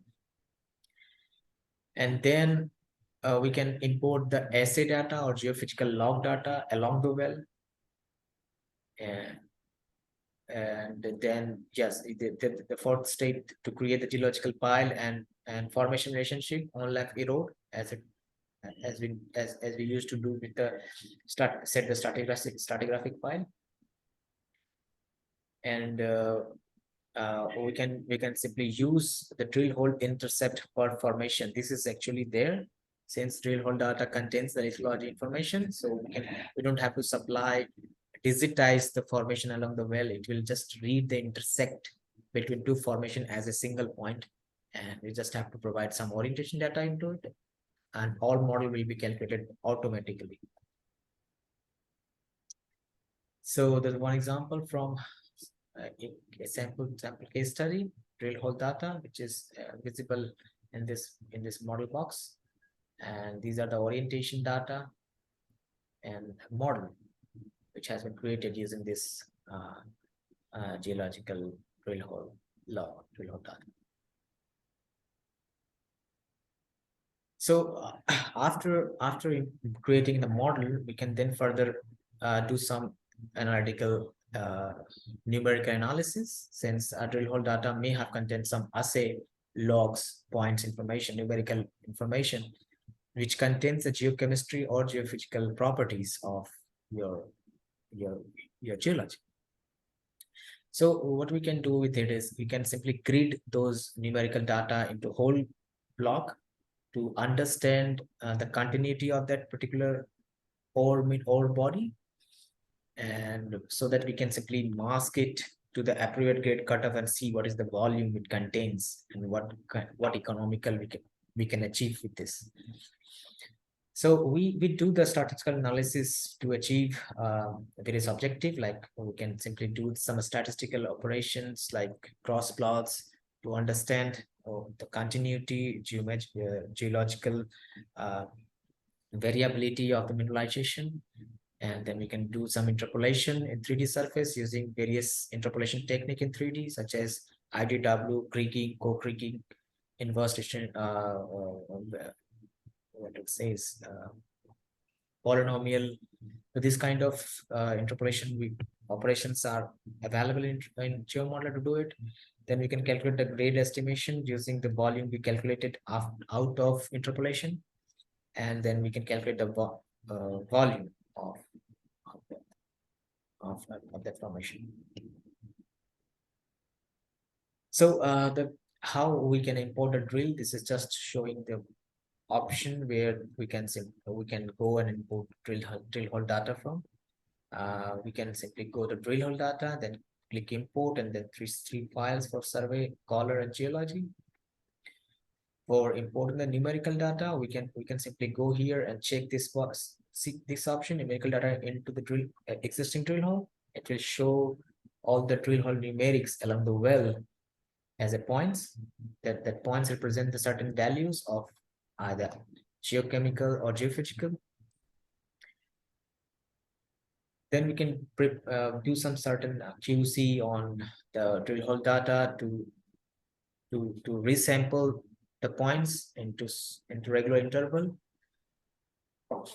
Then we can perform some extrapolation statistics to remove the null values or any values which is out of the range.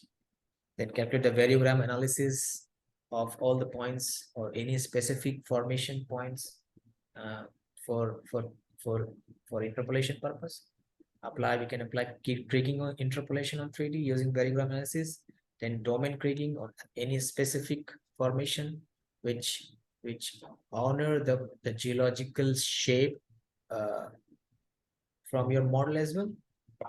Then Gaussian simulation to predict the mineralization based on statistical operation. This is actually just a screenshot of the logs which has been regularized on 10-meter interval. You can do it to set the regularization, since our data may contain a huge number of points which may take time to in the computations. That's why we sometime regularize the points into a certain interval, so that the speed will get reduced.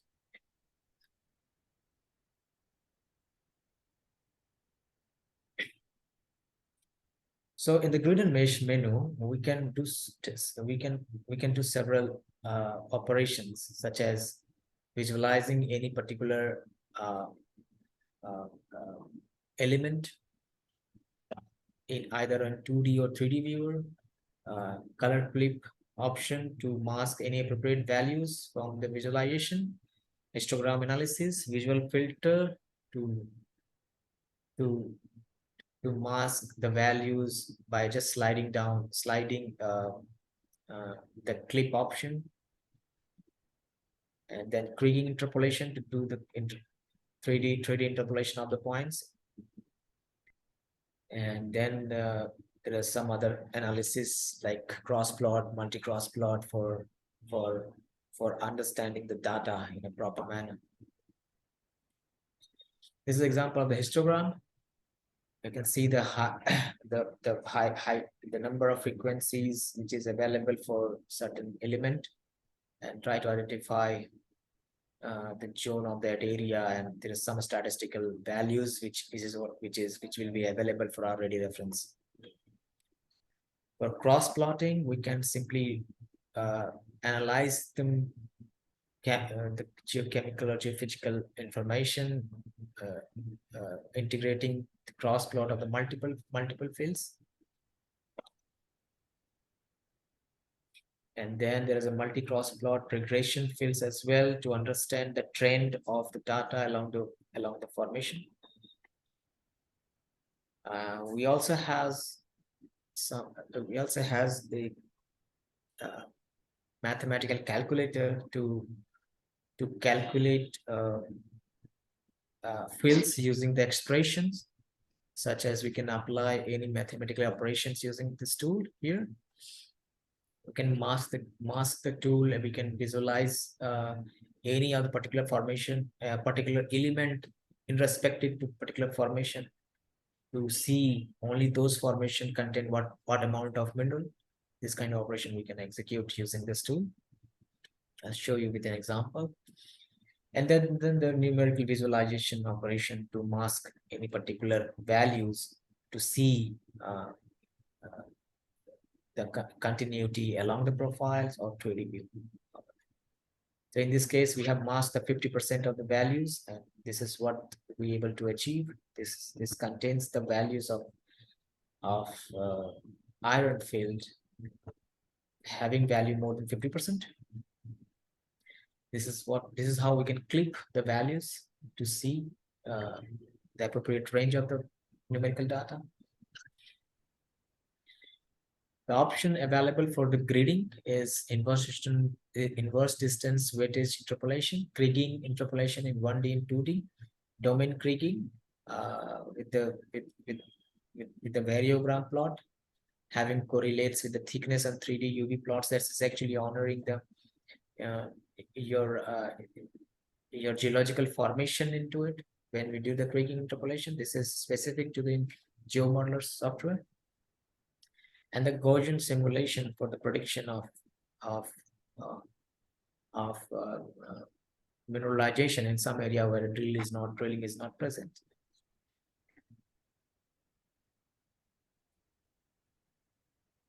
The variogram analysis wizard that helps to create the variogram for based on various model. We can analyze the assay data and try to identify the best mathematical model that fit the data using variable analysis, and then use the expression to interpolate the data in 3D view, 3D environment. This is how our interpolation of the iron is look like in one particular formation. Okay.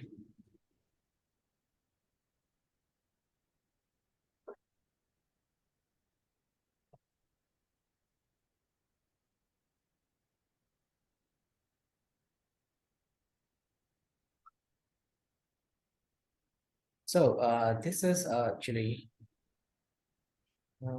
before I go for a statistical operation, I better to show you how to import the drill hole data. If I remember, we have done this exercise using the Mansfield Syncline model. I hope you remember how to load the 3CSV files for the wells and use it for the modeling exercise. If you haven't, please let me know. I can repeat that step again. Otherwise, just have to go with statistical operation. That's it.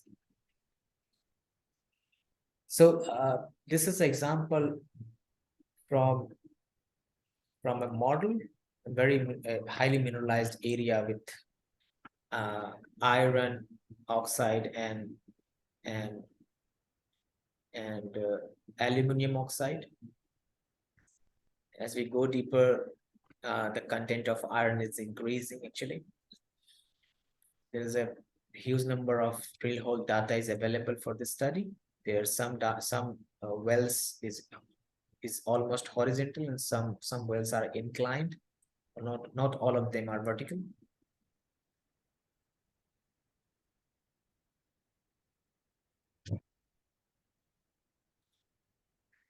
If you see the list of wells, these are the list of wells we have,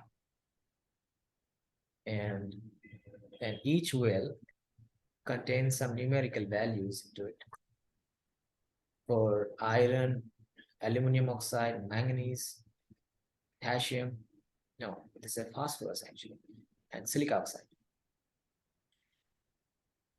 Since these values are very high sampling rate, so we have what we've done is we have regularized these values into certain limit, certain interval, so we can reduce the number of points. That will help us to increase the computation speed.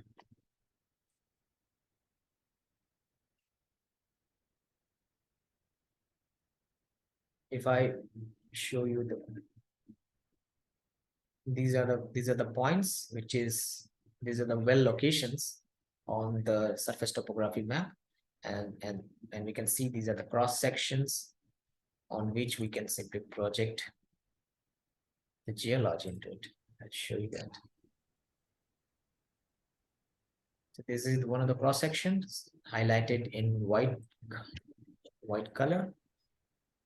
If I project the model,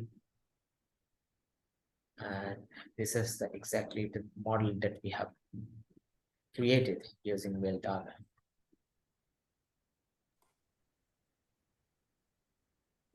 So this geology was more all from the drill hole lithology data? Yes, this is completely based upon the drill hole data. You see there we have used the well information, lithology information to create this model, and we're able to see there these all margins that lithological boundaries is actually honoring the drill hole information.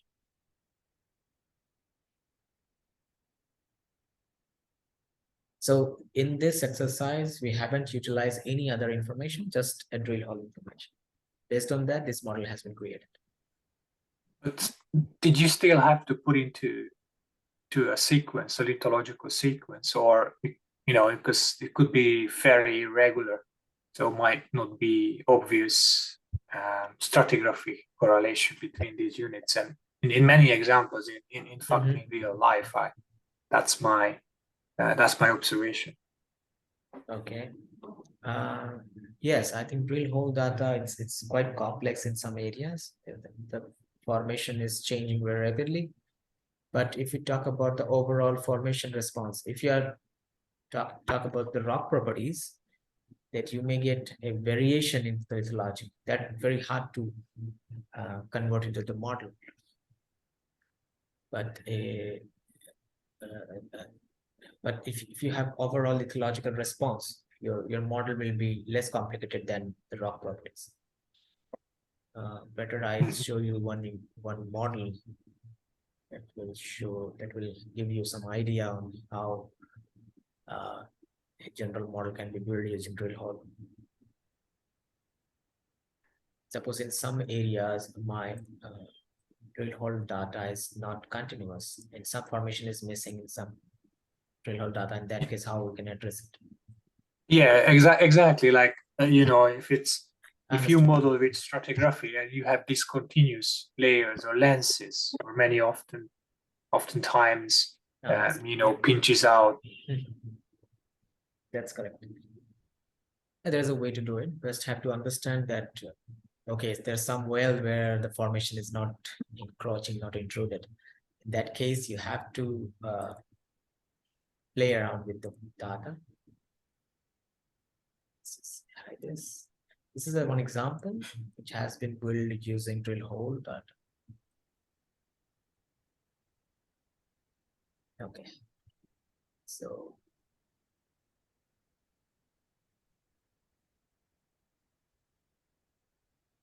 But so the way you go, you would do a lot of cross sections and then project the lithology on the cross section and build back from the cross section, or you yes. would build directly from the drilling contacts. It's directly. Let me just give you some example. So suppose let me delete this. Let me go from initial. I don't have the data as of now. Just few cross section which has been already traced along the wells. I know the well locations. So suppose we have done this work as of now. Now I'm going to import this. These are the horizontal cross section. I can draw any cross section by using this pencil and create a section from a trace. See? So similarly, if I created this section, rest of the section has been created already as of now. Then what I'll do is I'm going to import three separate files for well data. I'll show you what these three files are actually contains. There's the data here. The color file. The color file is actually represents the height of the well top from mean sea level. Understood? Since it is a height from mean sea level, it's showing the positive height. Z is in positive, right? End of height, it's nothing to do with this data. This is not required in this case, but it is already there, so you don't have to disturb it. So the data is required well ID, X, Y, that is the location of the well on the surface, and the Z, that means collar height, which is the height from mean sea level up to the top of the well. This is for collar information. And then the second file is the survey file, not the geology file actually. Survey file is the second file, which contain the information of the orientation of that well. That means if we talk about the well number one has a deep 90 degree, 90 degree and azimuth 0 degree. That means it is a vertical well, right? Sorry, Prakash. Yeah, I understand this part of it. I think I didn't want to deviate from your explanation. It's just like, you know, when we're dealing with irregular geology, which cannot be simply put into a continuous stratigraphy sequence, like many ore deposits. I wonder maybe it's just a more general question, like what is the best strategy to model the lithology? Yeah. I'm just coming to that point, since I thought I must go through the starting point, but that's fine. Okay, so yeah, this is very general case. There's some well that might not continue the formation in every well. So in that case, you have to play around with the parameters. Let's say I would say play around with the parameters so that you can. It's very hard to make a statement, I think. I'll Yeah, show you- like I- maybe the model. Yeah. Okay. I'll Okay. show you with. I'll show you with one demonstration, I think, here. Ready? Okay, see here, one example. This well contains 3 formation only, see? And here, there are 4 formation. 4 formation, 4 formation. This is a 5 formation, actually. But we know that this well doesn't have this the rest of the information of that is visible in orange and purple. But we know the relationship between the formations, I know that this formation is continuous, and we only get the red one into this well. This must be continuous, and then there is no purple, so that just have to remove it. Our interpolation will go directly by masking the purple formation this way. And similarly for this. So this is just a play, this is just a game of onlap and erode. That's it. Mhm. If I show you the starting graphic manage, you just have to arrange this erode and onlap to get these complexity resolved. Mhm. I'll show you with one example here. Suppose this is a basement. It's a continuous. There is no erosion in this basement. Now there is a purple formation which is onlap to the basement, which go directly sit over the onlap.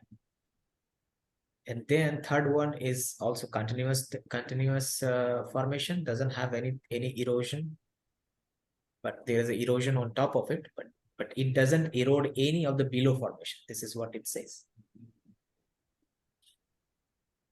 But the purple is not actually gone far up to this well. That's why we don't have any evidence of the purple in this well.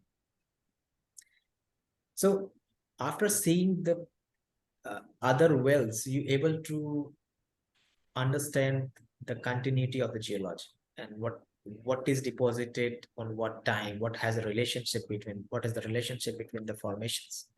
So once you understand these things, you're able to provide the appropriate point, appropriate pinch out. So this is the pinch out, right? It doesn't have anything that go beyond this well. So if there is a pinch out in this region, we can simply provide some data and create a pinch out in this here.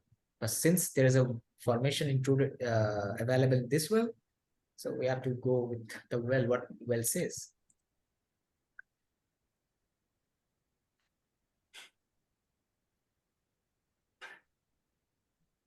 Yeah, I guess in many of my examples, we don't even have like understanding of formation because in here in the formation you get some really good sequence of the stratigraphic units, but in many drill core you have lithological units that repeat each other. Yeah, so I get it. In like a volcanic stratigraphy, or even metamorphosed, strongly tectonized and metamorphic terrains, you don't have this continuity. We have to deal with the lithological units that repeat themselves in some way we don't know yet. I'm thinking of that kind of complexity. Understood. I think as much as you've seen the changing of lithology is very fine. That means if the lithology is changing very rapidly along the well, you will have to put all your effort into it. This is very hard thing to build. Still, so would that be Yeah. Do you think the intrusion model could be the way to go if there's no clear stratigraphy? Definitely. Whatever we can do, we have to apply it. Mhm. Okay. There's- Yeah. there's- Thanks. I think that explains what I wanted to ask about the geology model. Thank you. Great, thank you so much. Let's see. But yes, I think complexity wise, you can use any of technique to resolve the structures. There are plenty of way available. If you're not able to achieve one way, we have to apply a different way. But yes, there are some challenges when we deal with some data.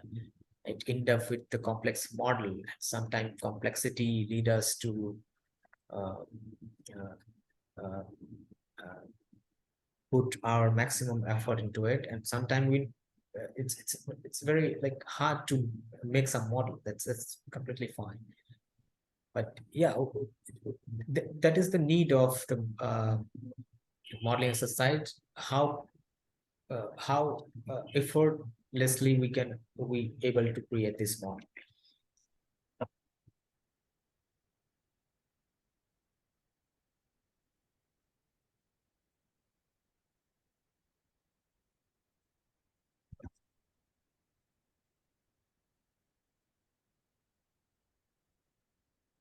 Okay, then what?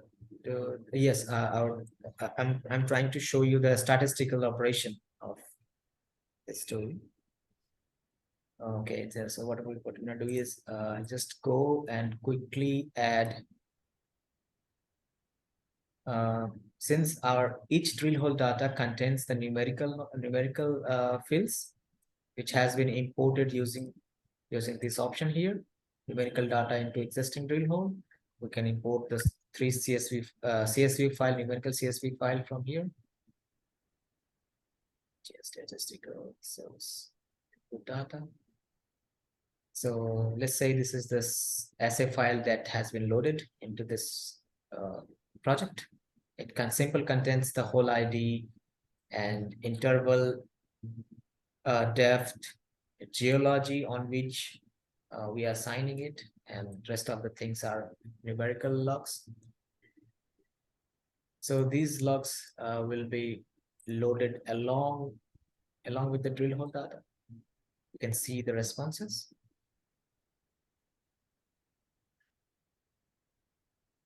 And this is actually the drill hole logs of Fe. We're able to see the shape. The spherical is actually representing the values of this irons actually.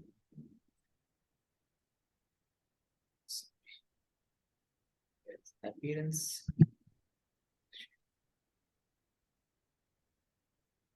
Here.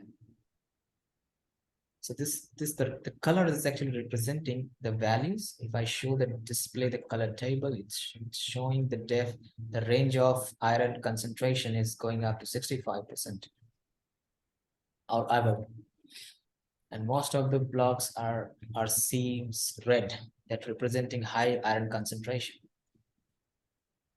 So we have limited data into the well. There's some areas we doesn't have any information on the well, but we'll try to find the overall concentration of iron into this area, into this block. How are we gonna do that? First of all, we have to calculate the log of Fe, since this is already in log distribution. We have to convert it into the normal distribution. Now, in a normal distribution, interpolation works better. So we have to calculate it by using this compute new field. What we do is we calculate the log of this using this table. Log Fe, which is already calculated. Once we hit OK, it will calculate this field here. Now log of log is it's cancel each other. So we now have a standard deviation on the FE data. You see the standard deviation field in histogram. Now we can simply execute the IDW, inverse distance interpolation. Let's try the inverse distance interpolation first. We'll calculate this inverse distance weightage interp. Next, we'll assign the grid size. If by increasing the number of cell of the grid, our grid will look more smoother. So let's just multiply 35.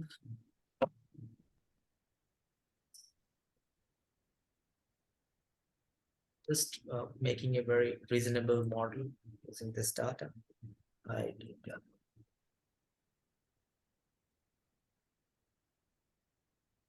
Okay, so it's now our interpolation in 3D is running. This is the interpolated surface we have created using this data set. You see there is the high iron contents is actually interpolated.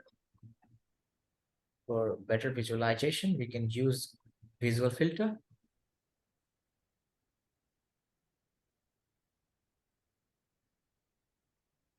If we slide this visual filter down,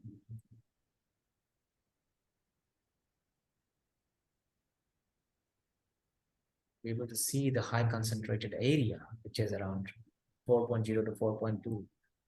There is one more thing we have forgotten is we have to convert this back to the log normal distribution. For that, we have to again go to Curry Compute and apply expression IDW. Sorry, this is actually exponential. We'll convert our FE back to the log distribution.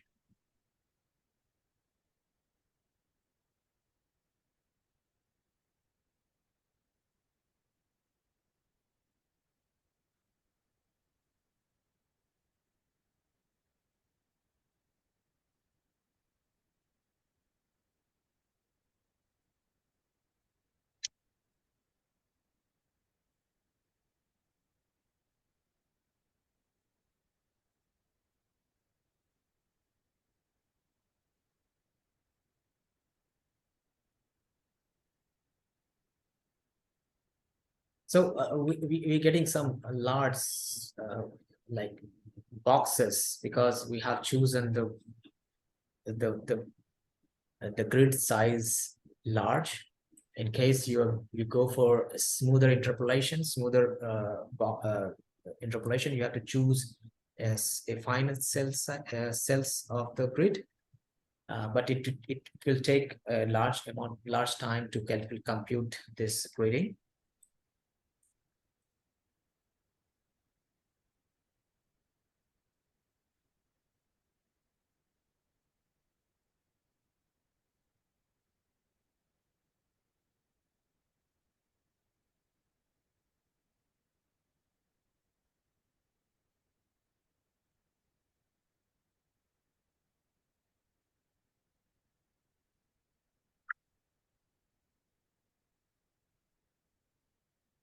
Okay.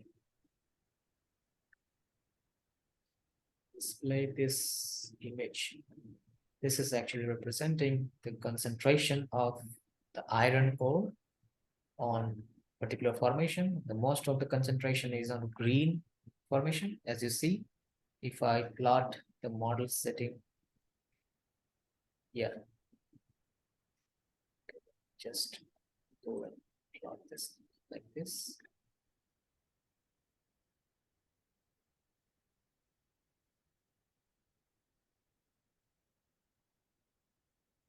This is actually representing doesn't seems right. Yes, okay. So this is how we can correlate the concentration on each formation. If we want to see the mineralization, the concentration, the percentage of mineralization in any particular formation, that we can do as well. But before that, you just go and use the try to see the how to get rid of variogram, and then use Kriging interpolation to understand which one is a better. IDW interpolation is better, or Kriging interpolation is better. So for the Kriging, I will again do the we have to first calculate the variogram of this field. Initially, we have done interpolation using IDW that doesn't require any variogram estimation. The interpolation done based on the distance weightage algorithm. And if we choose the variogram, we can use the one component as of now. We can use the potential and UV potential. This is the domain Kriging actually, which is already available in GeoModeler. If I calculate it, it says the variogram is computed. This is the shape of the variogram based on the numerical data available on ATA. Number 2. Select the appropriate values.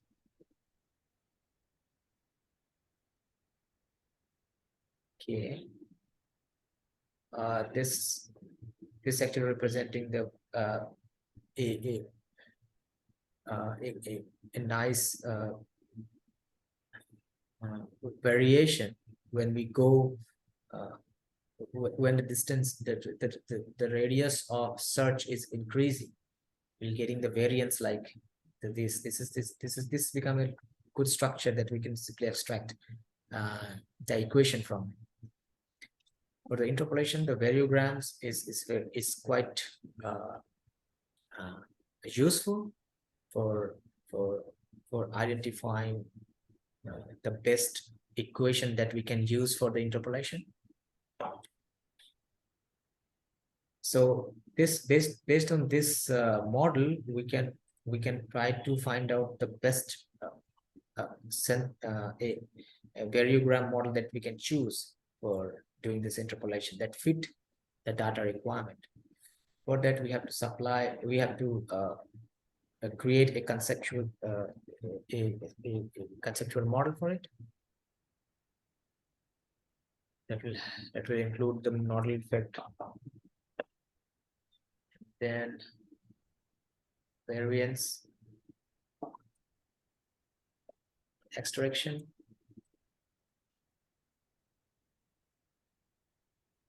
(0.5). It's too huge. 4,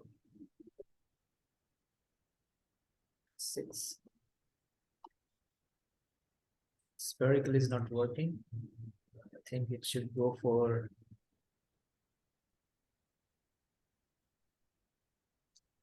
this. Look better.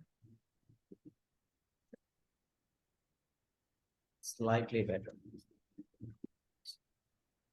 You can go with the Gaussian model that is actually fitting our numerical analysis of the variogram. So we'll use this variogram model to estimate the variogram file. Our variogram file will be saved by the name this. You can change it if you want. So it's saying the variogram is created. Now we can use this variogram to do the Kriging interpolation. Supply the grid name, Kriging, click next.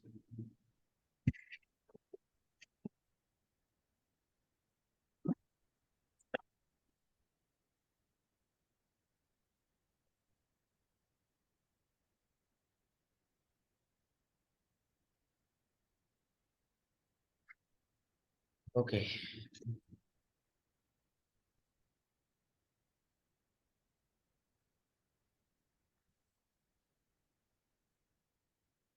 In Kriging, we always calculate the mean of mean of the variance of STD. So there is always standard deviation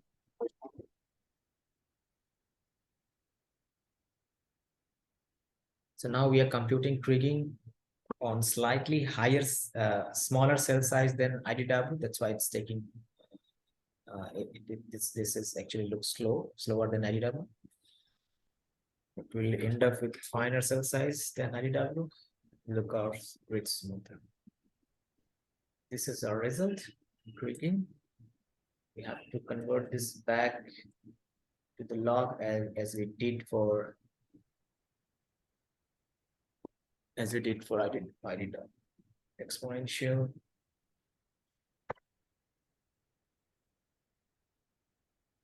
FV.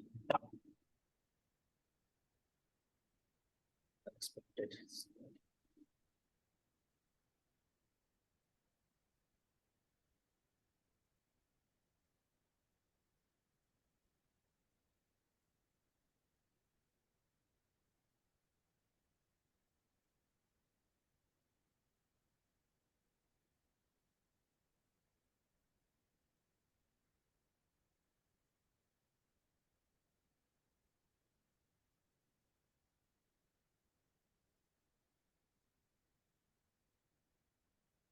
Okay.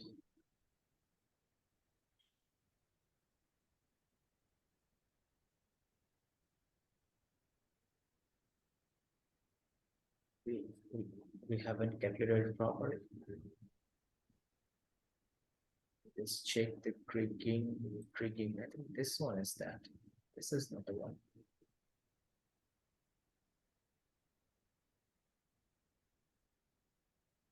This is a grading tool, grading operation.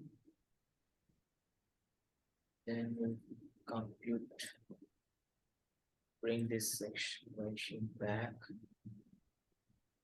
to the new field. Click OK. Move. Here. This is a grid result, 3D grid result using kriging operation, kriging interpolation.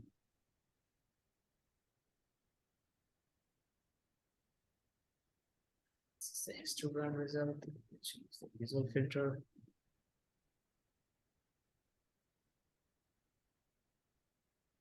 This look more a prominent grid, as these are the area with the certain cutoff, which represents the high concentration of, which is around 62.127% up to the 75% of iron content.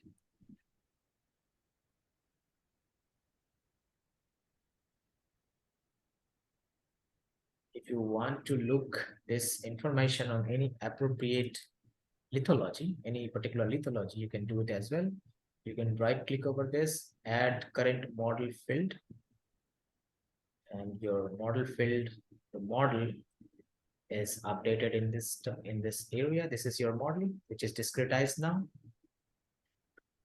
And now what we can do is we can add your percentage, numerical percentage on, which will be visualized on any particular formation only, not the other one.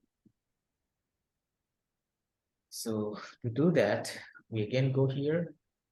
We'll write some expressions, like if our current model is equals to 4, then sorry, system.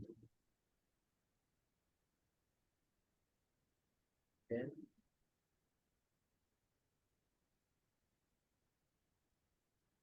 new field, otherwise none.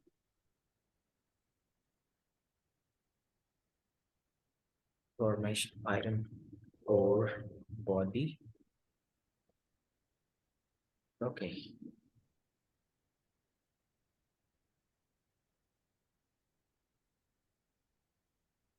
So this is the only formation. I think this is the here. So we have visualized this in ore 2 formation, which has a higher concentration of iron. If I remove it, this is the particular body which contains the large iron concentration. And if you want to visualize the iron concentration on this particular formation, then we have done this operation like this. This shows only the concentration of iron in ore formation, which has a range around 40 to 68. And then we can also estimate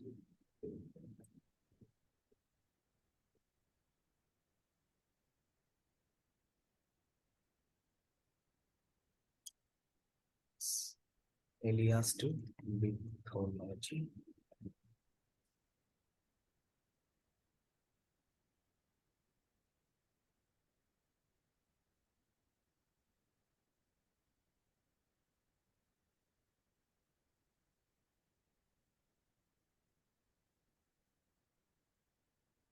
Let me just compute the lithology first. Computation. I just wanted to create the volume statistic for this tool. If equal to 4, and sorry, right? Then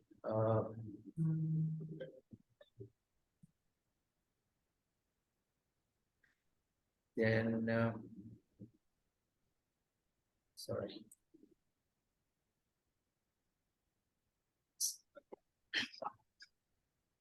Then none. Otherwise, red model. This is what we can write to mask the rest of the formation. Or to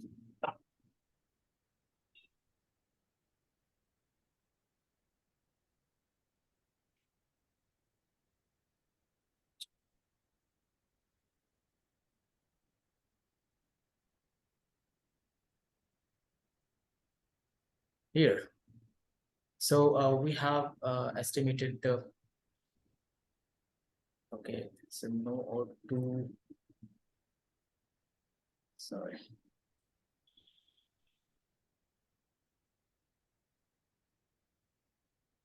This one here.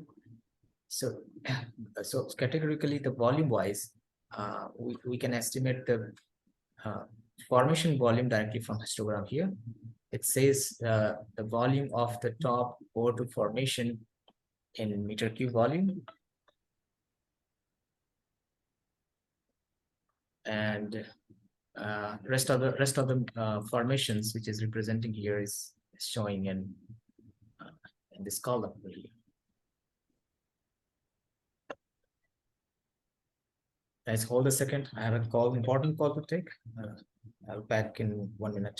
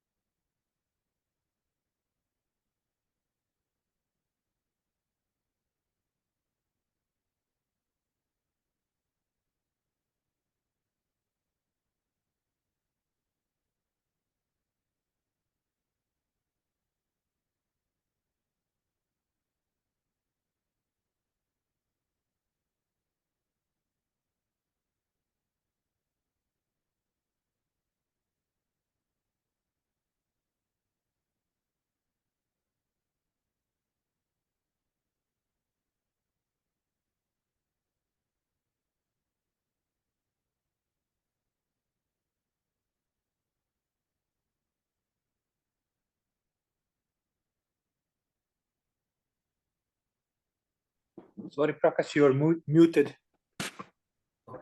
Okay, sorry. Okay, yeah, thanks.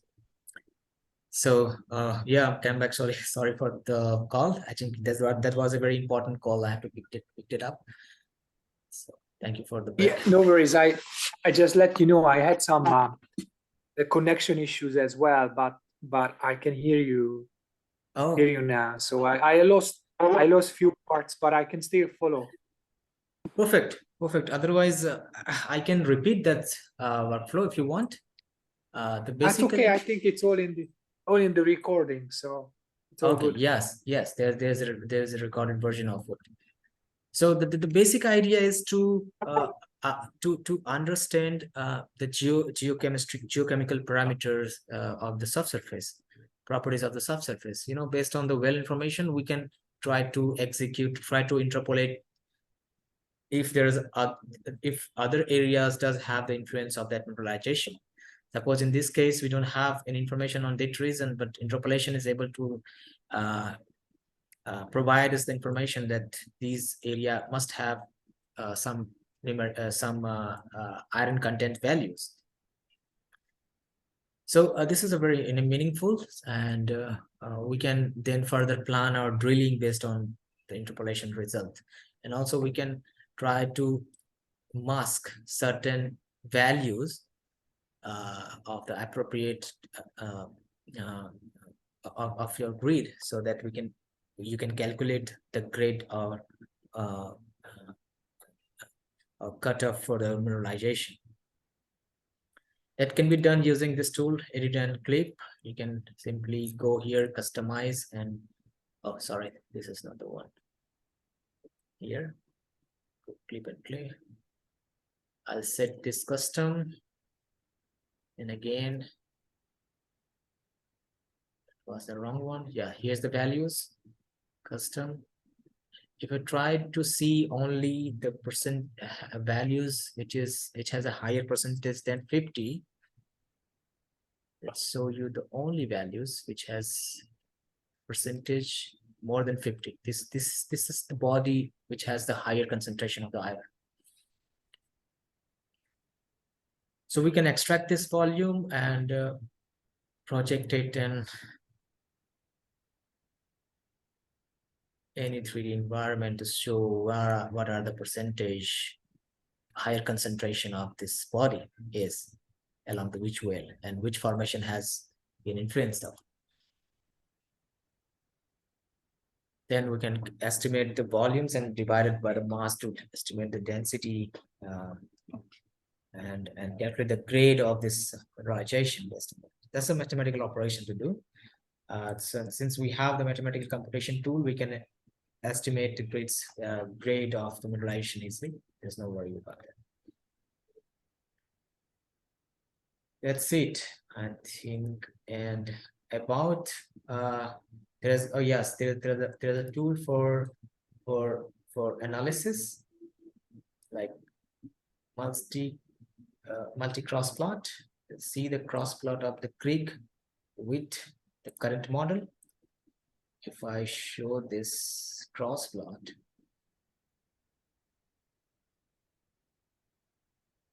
it doesn't say anything, just a numerical analysis if you're able to understand. This says the value 1 is actually representing the sub formation. The red one is actually represented by 2, which is a ore 1, west, ore 2 is a green, which it's actually showing the range of your mineralization, Fe mineralization, which is almost constant on the higher stage, and the lower value is around 2.9, which is, it would be better if we compare the iron with aluminum to make it more reasonable. Cross iron with aluminum. Click OK. You see here. Also output. Let's add model here.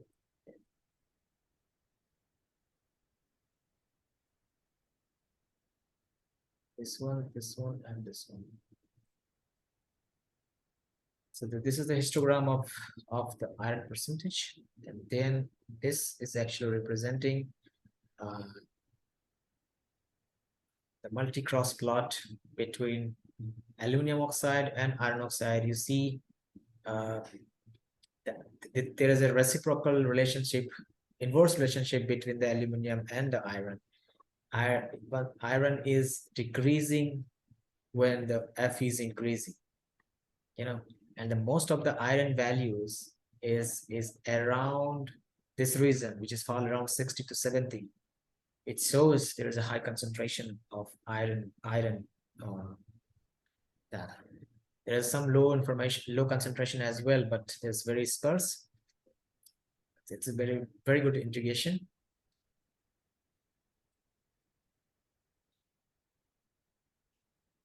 So this contains the whole chart of multivarious plot.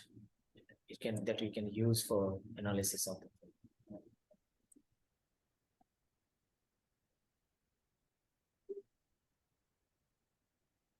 Okay. So this is for numerical analysis using your assay data along the well.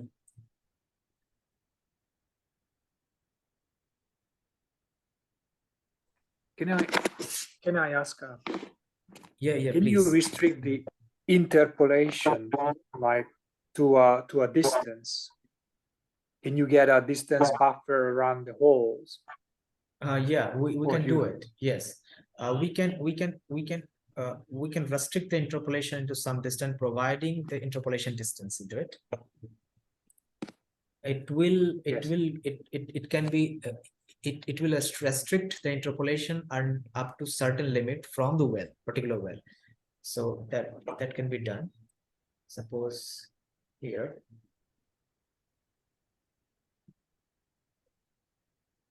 We use this. Okay, here maximum radius of neighborhood. This we have chosen around 1000 meter. If we limit this value, radius of neighborhood, our interpolation will reduce to some to the limit. I don't know how much to take, but that has to be taken randomly, or maybe after doing some Like 3 calculation. times the average distance or something, just to get a Mhm. realistic distance Okay, from restrict the undrilled areas. Sorry. Yeah, I'm just thinking just a number, like, I don't know, 3 Oh, times yeah. the average Three distance times between of the average holes. distance. Okay, understood what Just roughly, I don't know. The average distance, the mean distance. Okay, this is actually sorry, what is this? Nearest neighbor analysis. This analysis is actually representing this distance between the points, from one point to another points. If we are taking the distance between points around 10 meters, that is removing 854 points. If we are making this 6, that means 26 points has a smaller 56 points are those points which has a smaller distance than 6 meter. If we are taking 5 meter, that means the average distance of the points is around 5 meter. That means 5 meter separation has most of the points has the 5 meter separations. At least there's a 1 point though which has the separation around less than 5 meter. So if we are interpolating, this has nothing to do with the interpolation that we are doing. Just to use, let me just go and check. This is 200 meter. Next, okay. 50.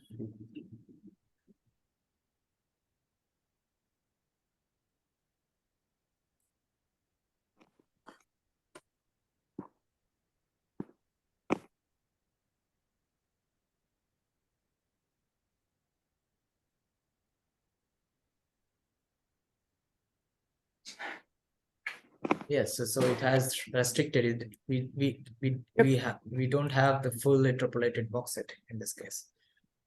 So interpolation has been masked to the certain limit of the well, which is wherever the well present. There is a well, so interpolation has done in a certain limit. Excellent. Thank you. Great, thank you so much. So there is a tutorial for this exercise with the sample data that I gave to you. Please go ahead. There is a 4 different projects has been created that also can be used to understand the structures, how this has been done. So you may follow that tutorial for your understanding if you in free time. Okay, the last thing is the forward modeling. As per the schedule, we have to do it. This is hardly take 15 minutes time to complete this session. This is a part of geophysical integration into the model. The things we do is we use geophysical data. The first use, you have seen that we can extract some information, geological information out of gravimetric data. The another use is to improve your existing model based on your geophysical and magnetic gravity and magnetic data. How are we going to do that? How we can do that is there's a simple concept of forward modeling.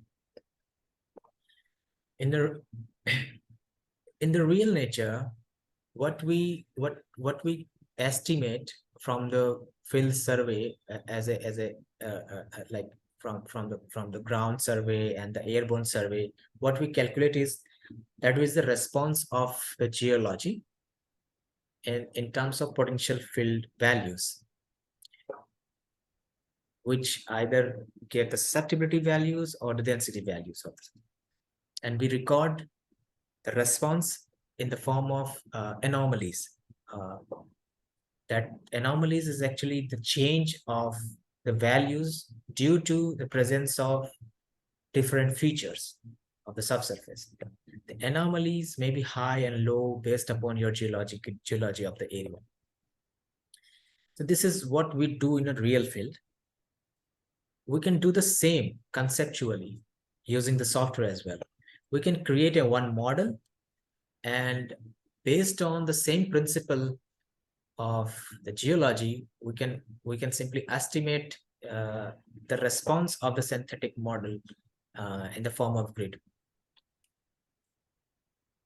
We call it the forward calculation, forward response calculation. Based on synthetic model, we try to estimate the potential field response of that model. Exactly the same, using the same principle that exists in the real nature. So when we do it on our system, conceptually, we call it forward response, forward model calculation, and then we try to match this computed response with the observed response that we have calculated in the field. If our calculated response and the observed response is matching, once it get matched, a good match, that means our calculated model is actually similar to the real nature. This is what an idea to understand the geology. We can't simply dig out the geology to find out what is there. But what we can do is we can assume a structure in my mind and create the structure with the help of algorithm. And then we calculate the forward response of that similar data. And then we can compare the response of the model. It's another way to validate your geological model. So this is how this work. Yes. So what we do is we calculate the geological model with the observed model, which is calculated from field. If the both model is matched, that means our model is validated. That means that this is what we trying to achieve. Then we can do some further interpretation, further analysis on the model. after achieving the best fit. But in some, very much possibility that we never get the forward response completely match with the observed one. It's very much chance. It's always possible. So in that case, we have to make some changes in our model, initial model, so that once we calculate the forward response, it gets similar response to the observed. So it's a kind of interactive process by manipulating your model time to time and try to match the forward response with the observed one. The continuous process of doing that is called forward modeling.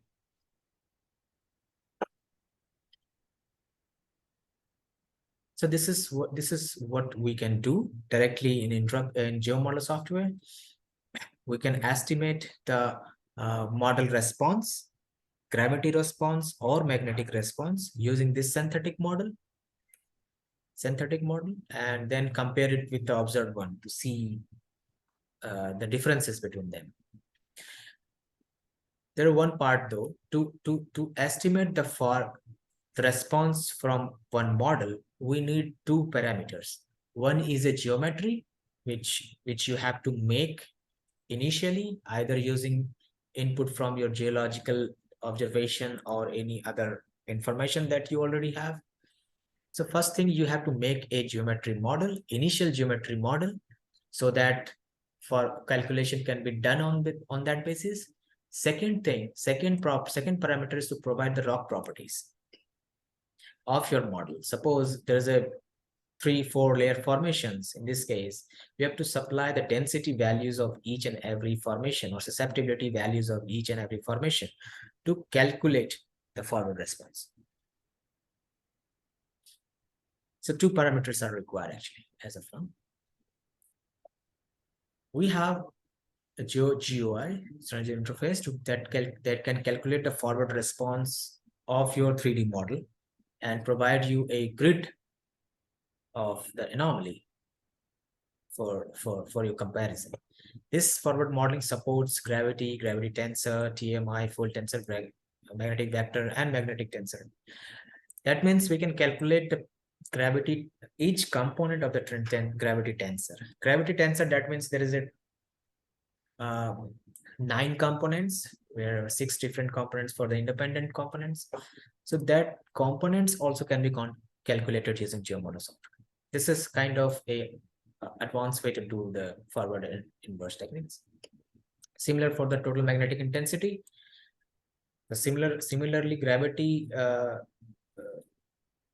we can calculate the forward response of gravity. Similar way, we can calculate the magnetic intensity as well.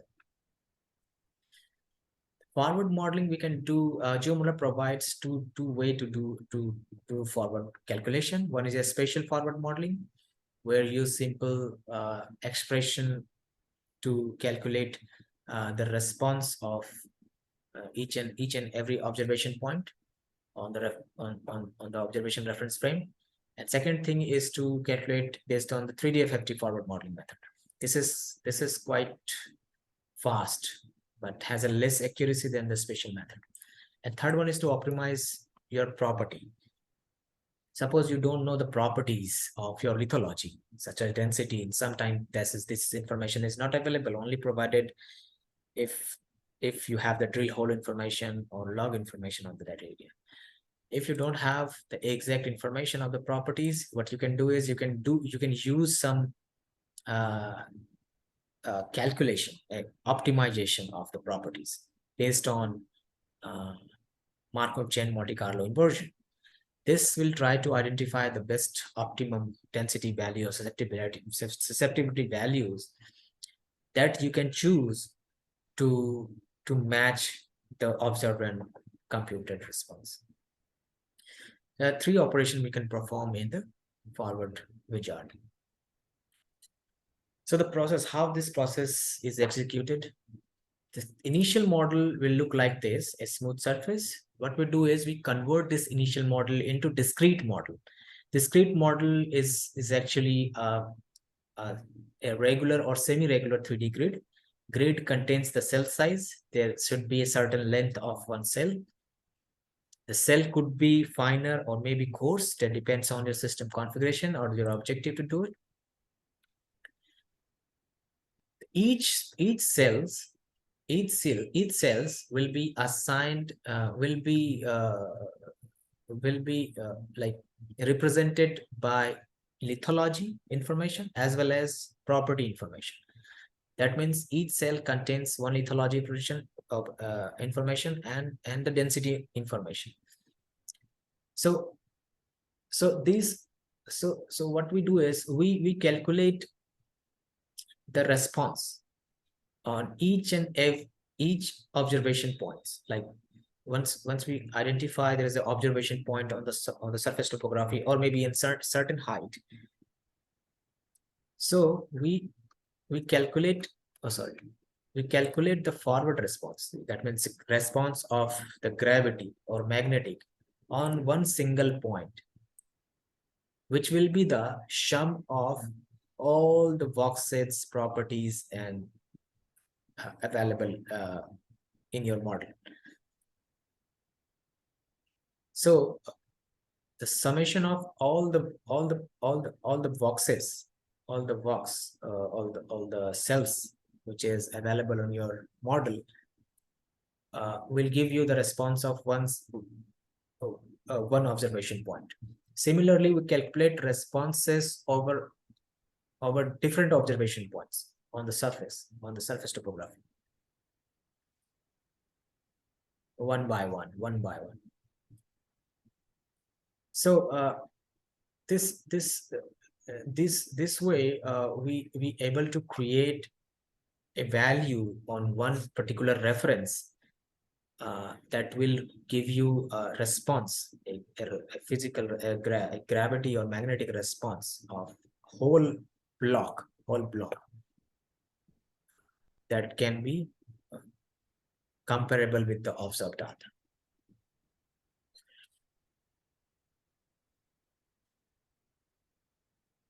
So the example here, the 3D FFT, when we do the 3D FFT modeling, we calculate the gravity magnetic anomaly response from 3D distribution of the density and magnetic using Fourier theories.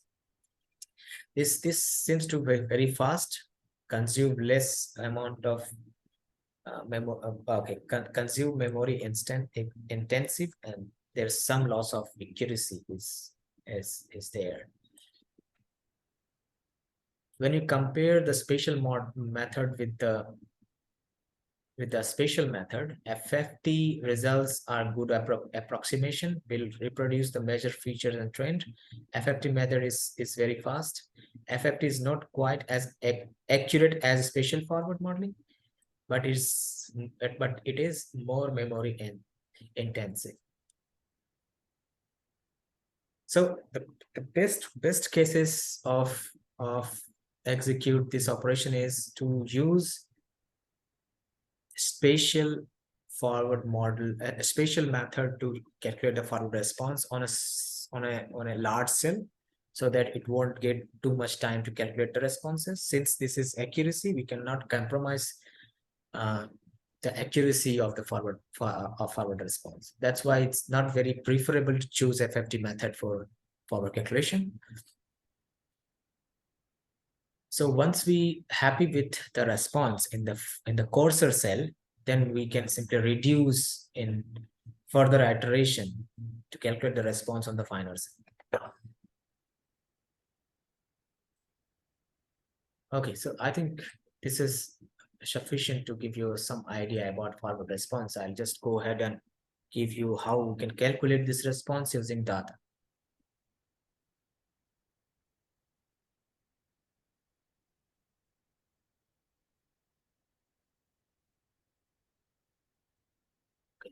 Going to use this version. So this is more accurate for this case.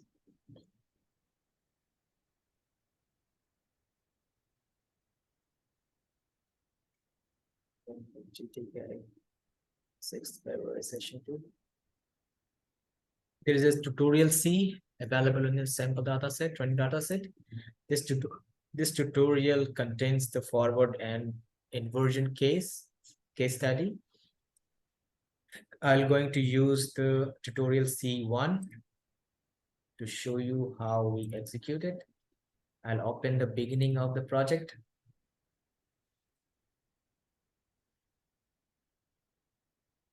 This is always a simple model which already has been created. I'll show you the model response, how it looks like. This is three formations.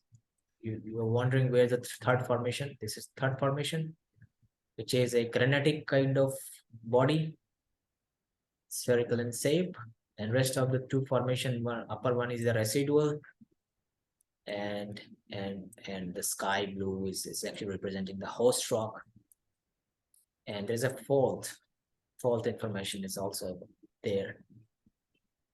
We'll try to calculate the forward response of this model.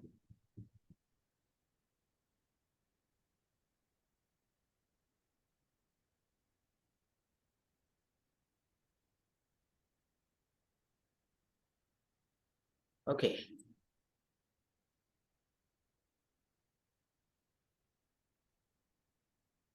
Okay, so this is, we have the geometry. We already have the geometry. We have to supply the density values on each and every formation so that we can estimate the forward response of this data. To set the geophysical properties, we can go ahead and go to the geophysics and then define the physical properties menu. Here it's default 2.67 has been set to all formations. For gravity, magnetic, you can also set for the geothermal, thermal conductivity values for heat flow prediction. And the advection, this is also part of the geothermal forward modeling, seismic forward modeling along the section also can be computed. Electricity, this is for electromagnetic. So we just interested in gravity magnetic part as of now. We'll go and set the density value for this cover rock. We'll double click over it and it will open a one wizard that allow us to set the mean value of this, what would be the 2.2. Since it is a residual lithology, so the standard value for the residual formation should be around 2.3, 2.4, 2.2. In this case, we already have this information of density, so I know that 2.2, the density value of this formation is there. I'll hit OK. For host rock, density values is around 2.5, 6. That's okay. You can just keep this set as it is. Click OK. And for the granitic, since this is a since it is a igneous rock, the density values should be high.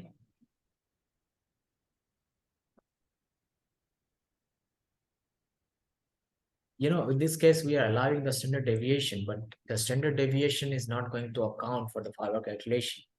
It only takes the mean value of the density and susceptibility. The reference density for this case is around 2.67. We're going to calculate power calculation. Save. Before I show you the grid, I'm just going to okay. So as of now, we have set the density parameter for every formation. All three formation has been set. Then we can go to the geophysics, 3D geophysics, and then forward wizard. The forward wizard allow us to calculate response on different components, like for gravity tensor, all components simultaneously, or we can simply choose any of particular formation if you want, component if you want. And TMI, and for magnetic tensor.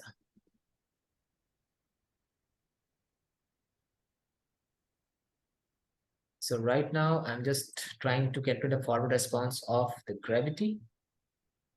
Just hit on the gravity option, then calculate next. Here, there's an option to load the observed gravity grid. Observed gravity grid, loading the observed gravity grid is optional. It just allows you to compare the forward response with the computed one. So if you want to compare both grids together, then you may load this data. We have the Borger gravity observed data. I'm going to load here so that we can compare it in the last stage. Then click next. This is basically a cell size, number of cell size for discretizing this model. So you may choose the cell size based upon your system configuration. Based upon my system configuration, I think 50 by 50 would take less amount of time, but this can be computed on any cells as per your requirement. It will take around 11 MB of my memory. Third state is to review the physical properties that we have assigned. This is actually the same. If you double click over it, it will open up the same wizard where we have set the physical properties. Then we can check the properties that if you want to change any of the values, you can simply do it from here as well. And since we want to compare the Borger gravity grid with the Borger response, so we have to calculate the Borger anomaly. In case you have a Fourier data, you can simply estimate the Fourier anomaly response using this option. So back Borger anomaly, there is one additional requirement to provide reference density. In this case, the reference density for the Borger calculation was taken 2.2. That is the information that has to be taken in during your discussion with the geophysicist when they're supplying the data to you. You must have asked what density value they have used to calculate the Borger anomaly data. And for above topo, since the above topo density is also 2.2, the cover rock density is also 2.2. So we have to choose the above topo. That means the area above the first layer. The density value also has to assign to the top of the layer, top of the area where there is no formation. We have to assign the density so that there is no contrast between the first layer and the area on top of it. That's why we fill the same density value as we defined for the first formation. Then the fourth operation is to compute this calculation. I just have to set the number of cores you would like to use for this in this calculation. I have only 4 cores in my system, so I'm just going to use all of them.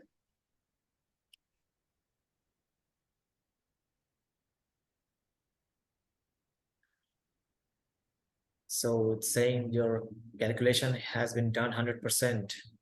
We will able to see the result very soon.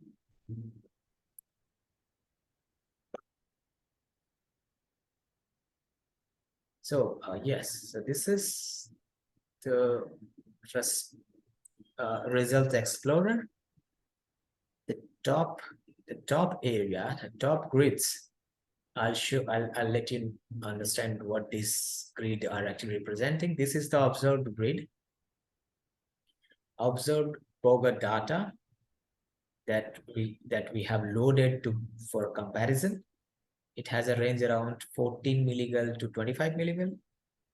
And this is the computed response of our model. That means this model.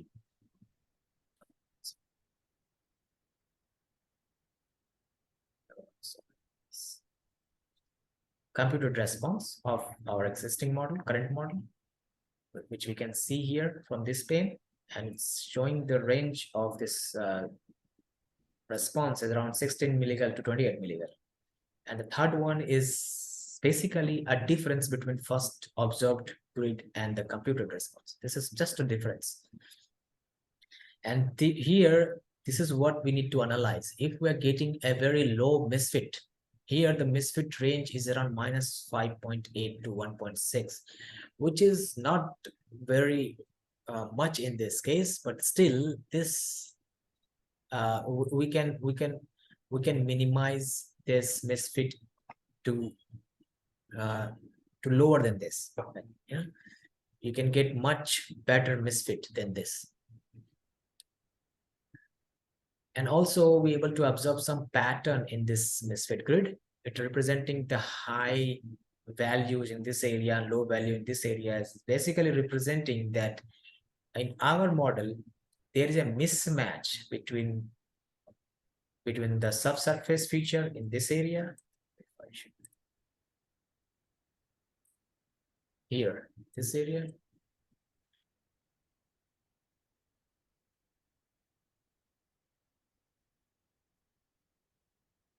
And there could be, there's just a receipt of the trade, that's it.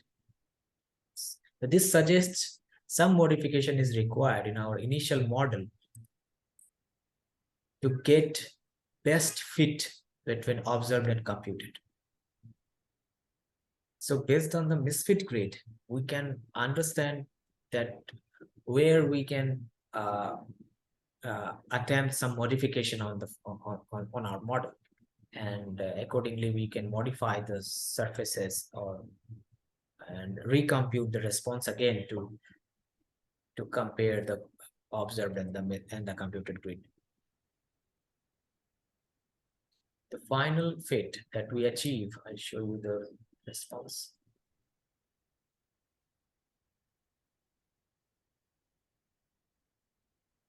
After several iterations, we able to get the final.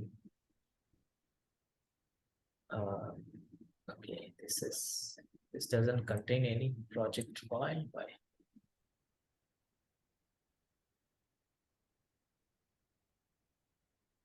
Here you see that the response of this computation is going below. The misfit is far more smaller than what we have calculated in the previous case. So this showing a very good match between observed and computed. That is representing our model is now become very much similar to the real response, real nature, real model. Can you please show the geology model with this fit? With this fit here. This is the same geology model.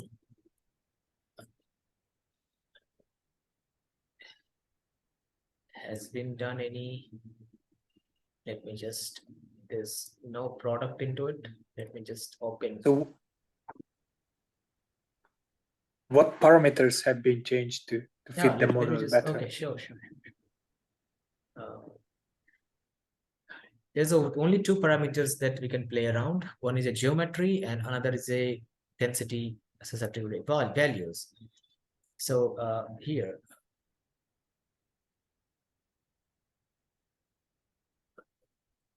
let me just open two projects side by side so that we can compare it.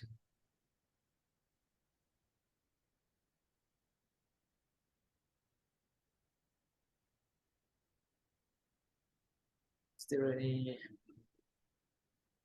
I think this is the right one. Beginning. Project.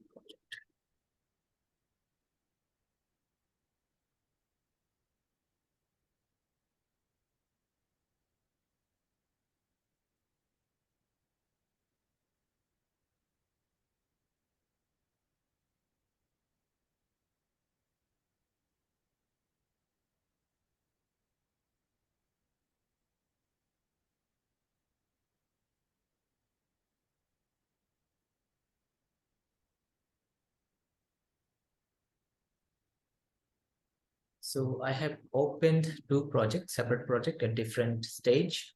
This is the case 2 and this is the case 6, which is the final stage of this project. If I show you the change in the geological model to get a best fit.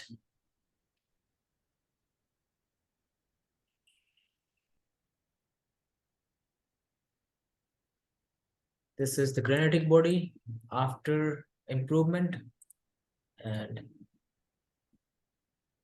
I will show you the previous granitic body before improvement.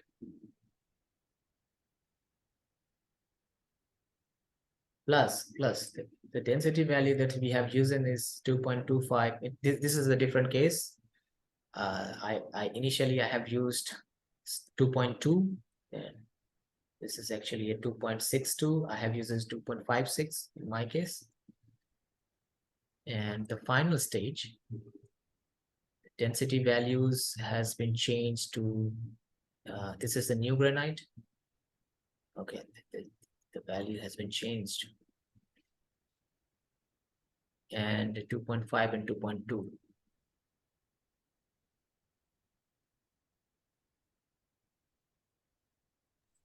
I think this is the approved value. This has been modified in later stage. It doesn't sense right. This has to be 3 or 3.1.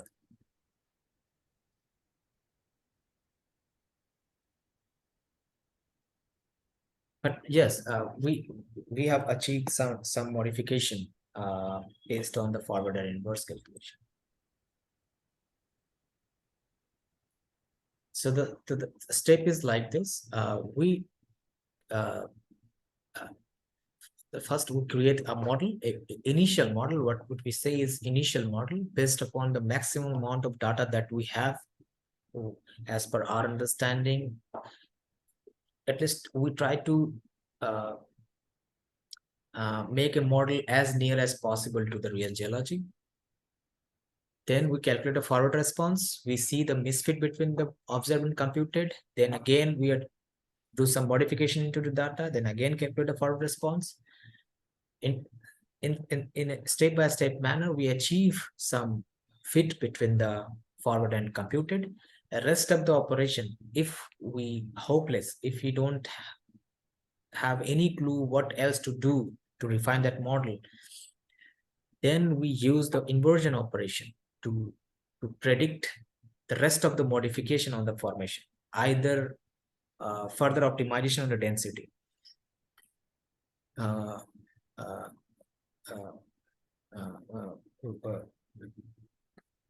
We predict it based on inversion calculation. That is also same as a Monte Carlo Markov chain inversion, where we use some random selection method on properties. We assign the vector properties to each cell and try to choose the best property values on which is available on the standard deviation probability curve, so that our response get able to match the fit.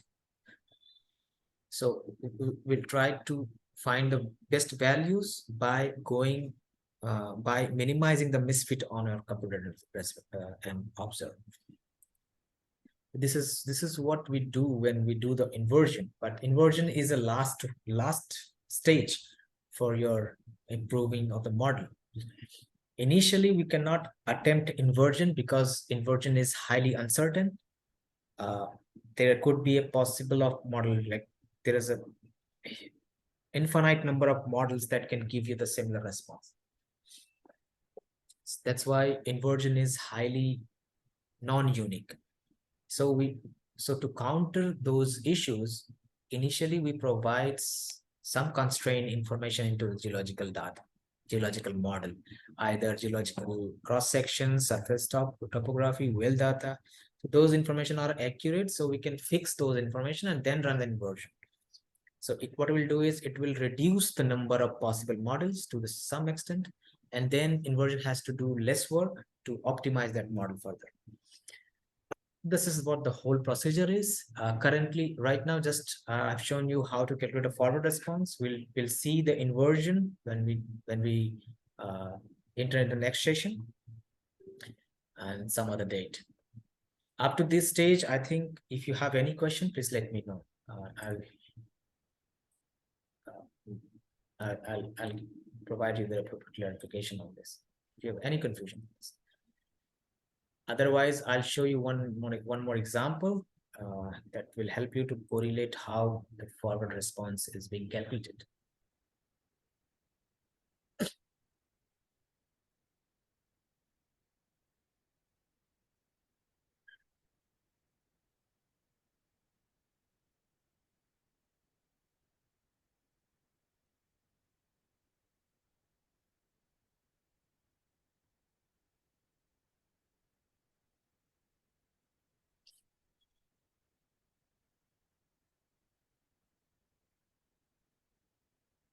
Demonstration, I think there's something here.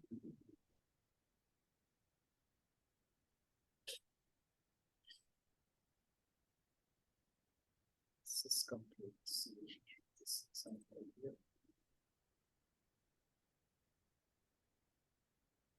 This is also a basic model, but this is a kind of Indian continental area.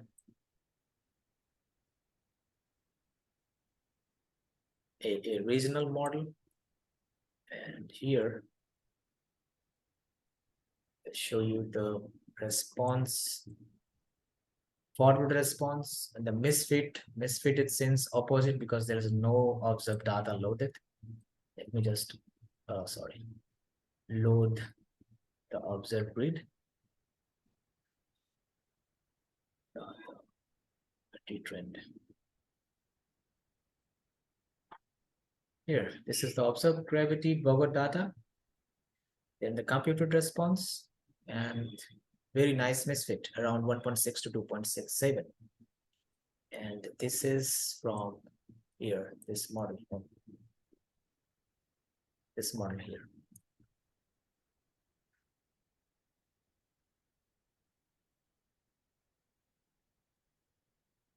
And we have the mythology data on this area where this particular green area is representing the keratinic part, highly metamorphosed. That's why our gravity anomaly is very high in this region. And here there's a younger sediment deposit. See the red and this sky blue. There's a younger sediment deposit, a basinal structure. That's why we are getting a very low Bogor anomaly value here.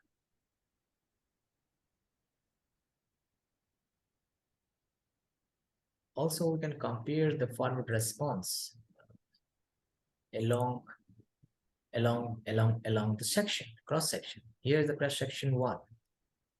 Where is the cross section 1?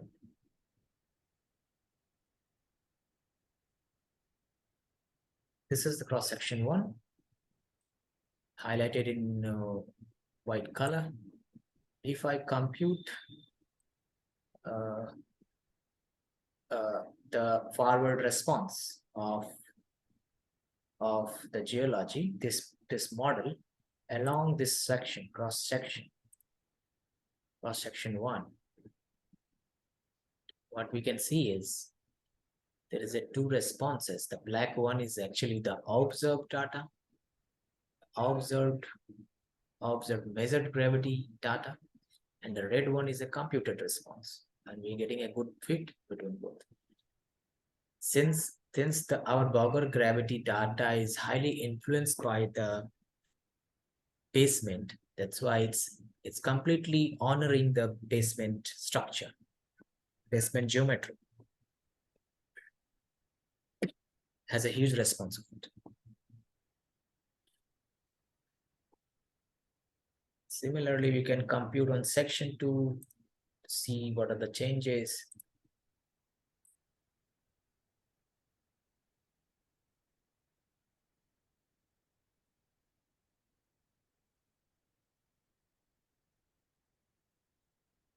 So this model has been built based on one of our client GSI's requirement. They have provided us the data, the gravity spatial map of this grid. That's it, and the magnetic data. So help of two data, we have created this model. Hope this helps you to understand this forward calculation. If you have any further questions, I'll be happy to answer that. Yeah, thank you very much. I don't think I have at this stage, but I will have a look at it again in details a lot of these. But that was an excellent presentation. Thank you very much. Okay, thank you so much.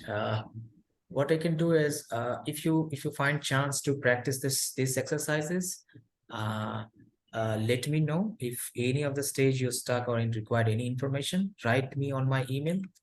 I'm just dropping my email ID. I already have given this email ID to you. I'm writing it again. Please note it down in case you required any help. Let me know. Let me write it back. Summit.in.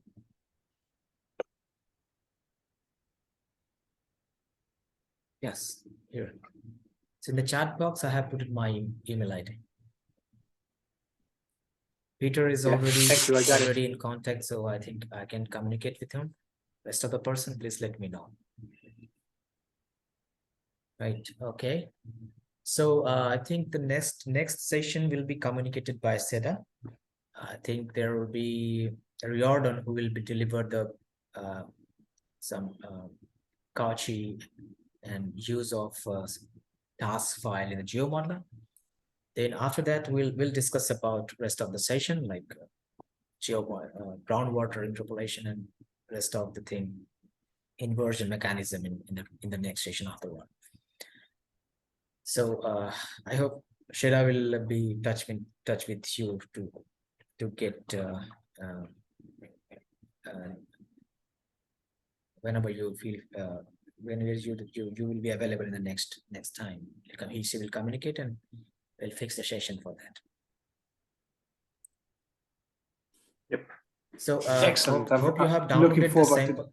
You have downloaded the sample data set. So I hope everything is there. All tutorials are there. So you may need to follow it.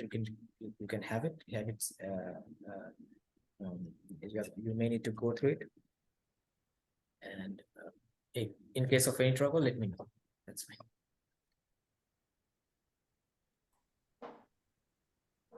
Yeah, I got everything. Yeah, I'm looking forward to the next section, and I will liaise with Peter in that regard. Peter. Okay, and please, if you have any data available with you, I would suggest to keep it like if you can simply share your screen and have a practice over the data set, that would be very effective in your exercises. I have already considered some, so which I would like to try on with, but I'm not in that stage yet. So maybe at a later stage we have some time available to discuss through around data. Yeah, I would be happy to do that. Okay, perfect. Because that would be very effective in case we use some real field data set to do some exercises. This is just a product for your benefit purpose. That's fine, completely. Okay, exactly. Thank you so much, guys, for your attention and your time for this session. We'll see you next time. Yeah, thank you for your time. Thank you, Peter. That was a very complex session, but yes, really, we have really actually nice. covered 4 sessions because we have to like there's a huge syllabus. The agenda is huge, and last time we have covered only the basic modeling exercises. That's why this session we have to include those all remaining 2 sessions which has left. So sorry for that, to make it more complex. I know this session required at least 2 days of time if we deal it in a detail, but I appreciate you guys for your attention and tendency to learn this exercises. I appreciate it. Yeah. Thank you so much. Yeah, thank you so much again. Yeah, all the best. Thank you. You too. Thank you. Yeah. Bye. Bye. Bye. I'll share the recorded session after this. Thank you. Yeah.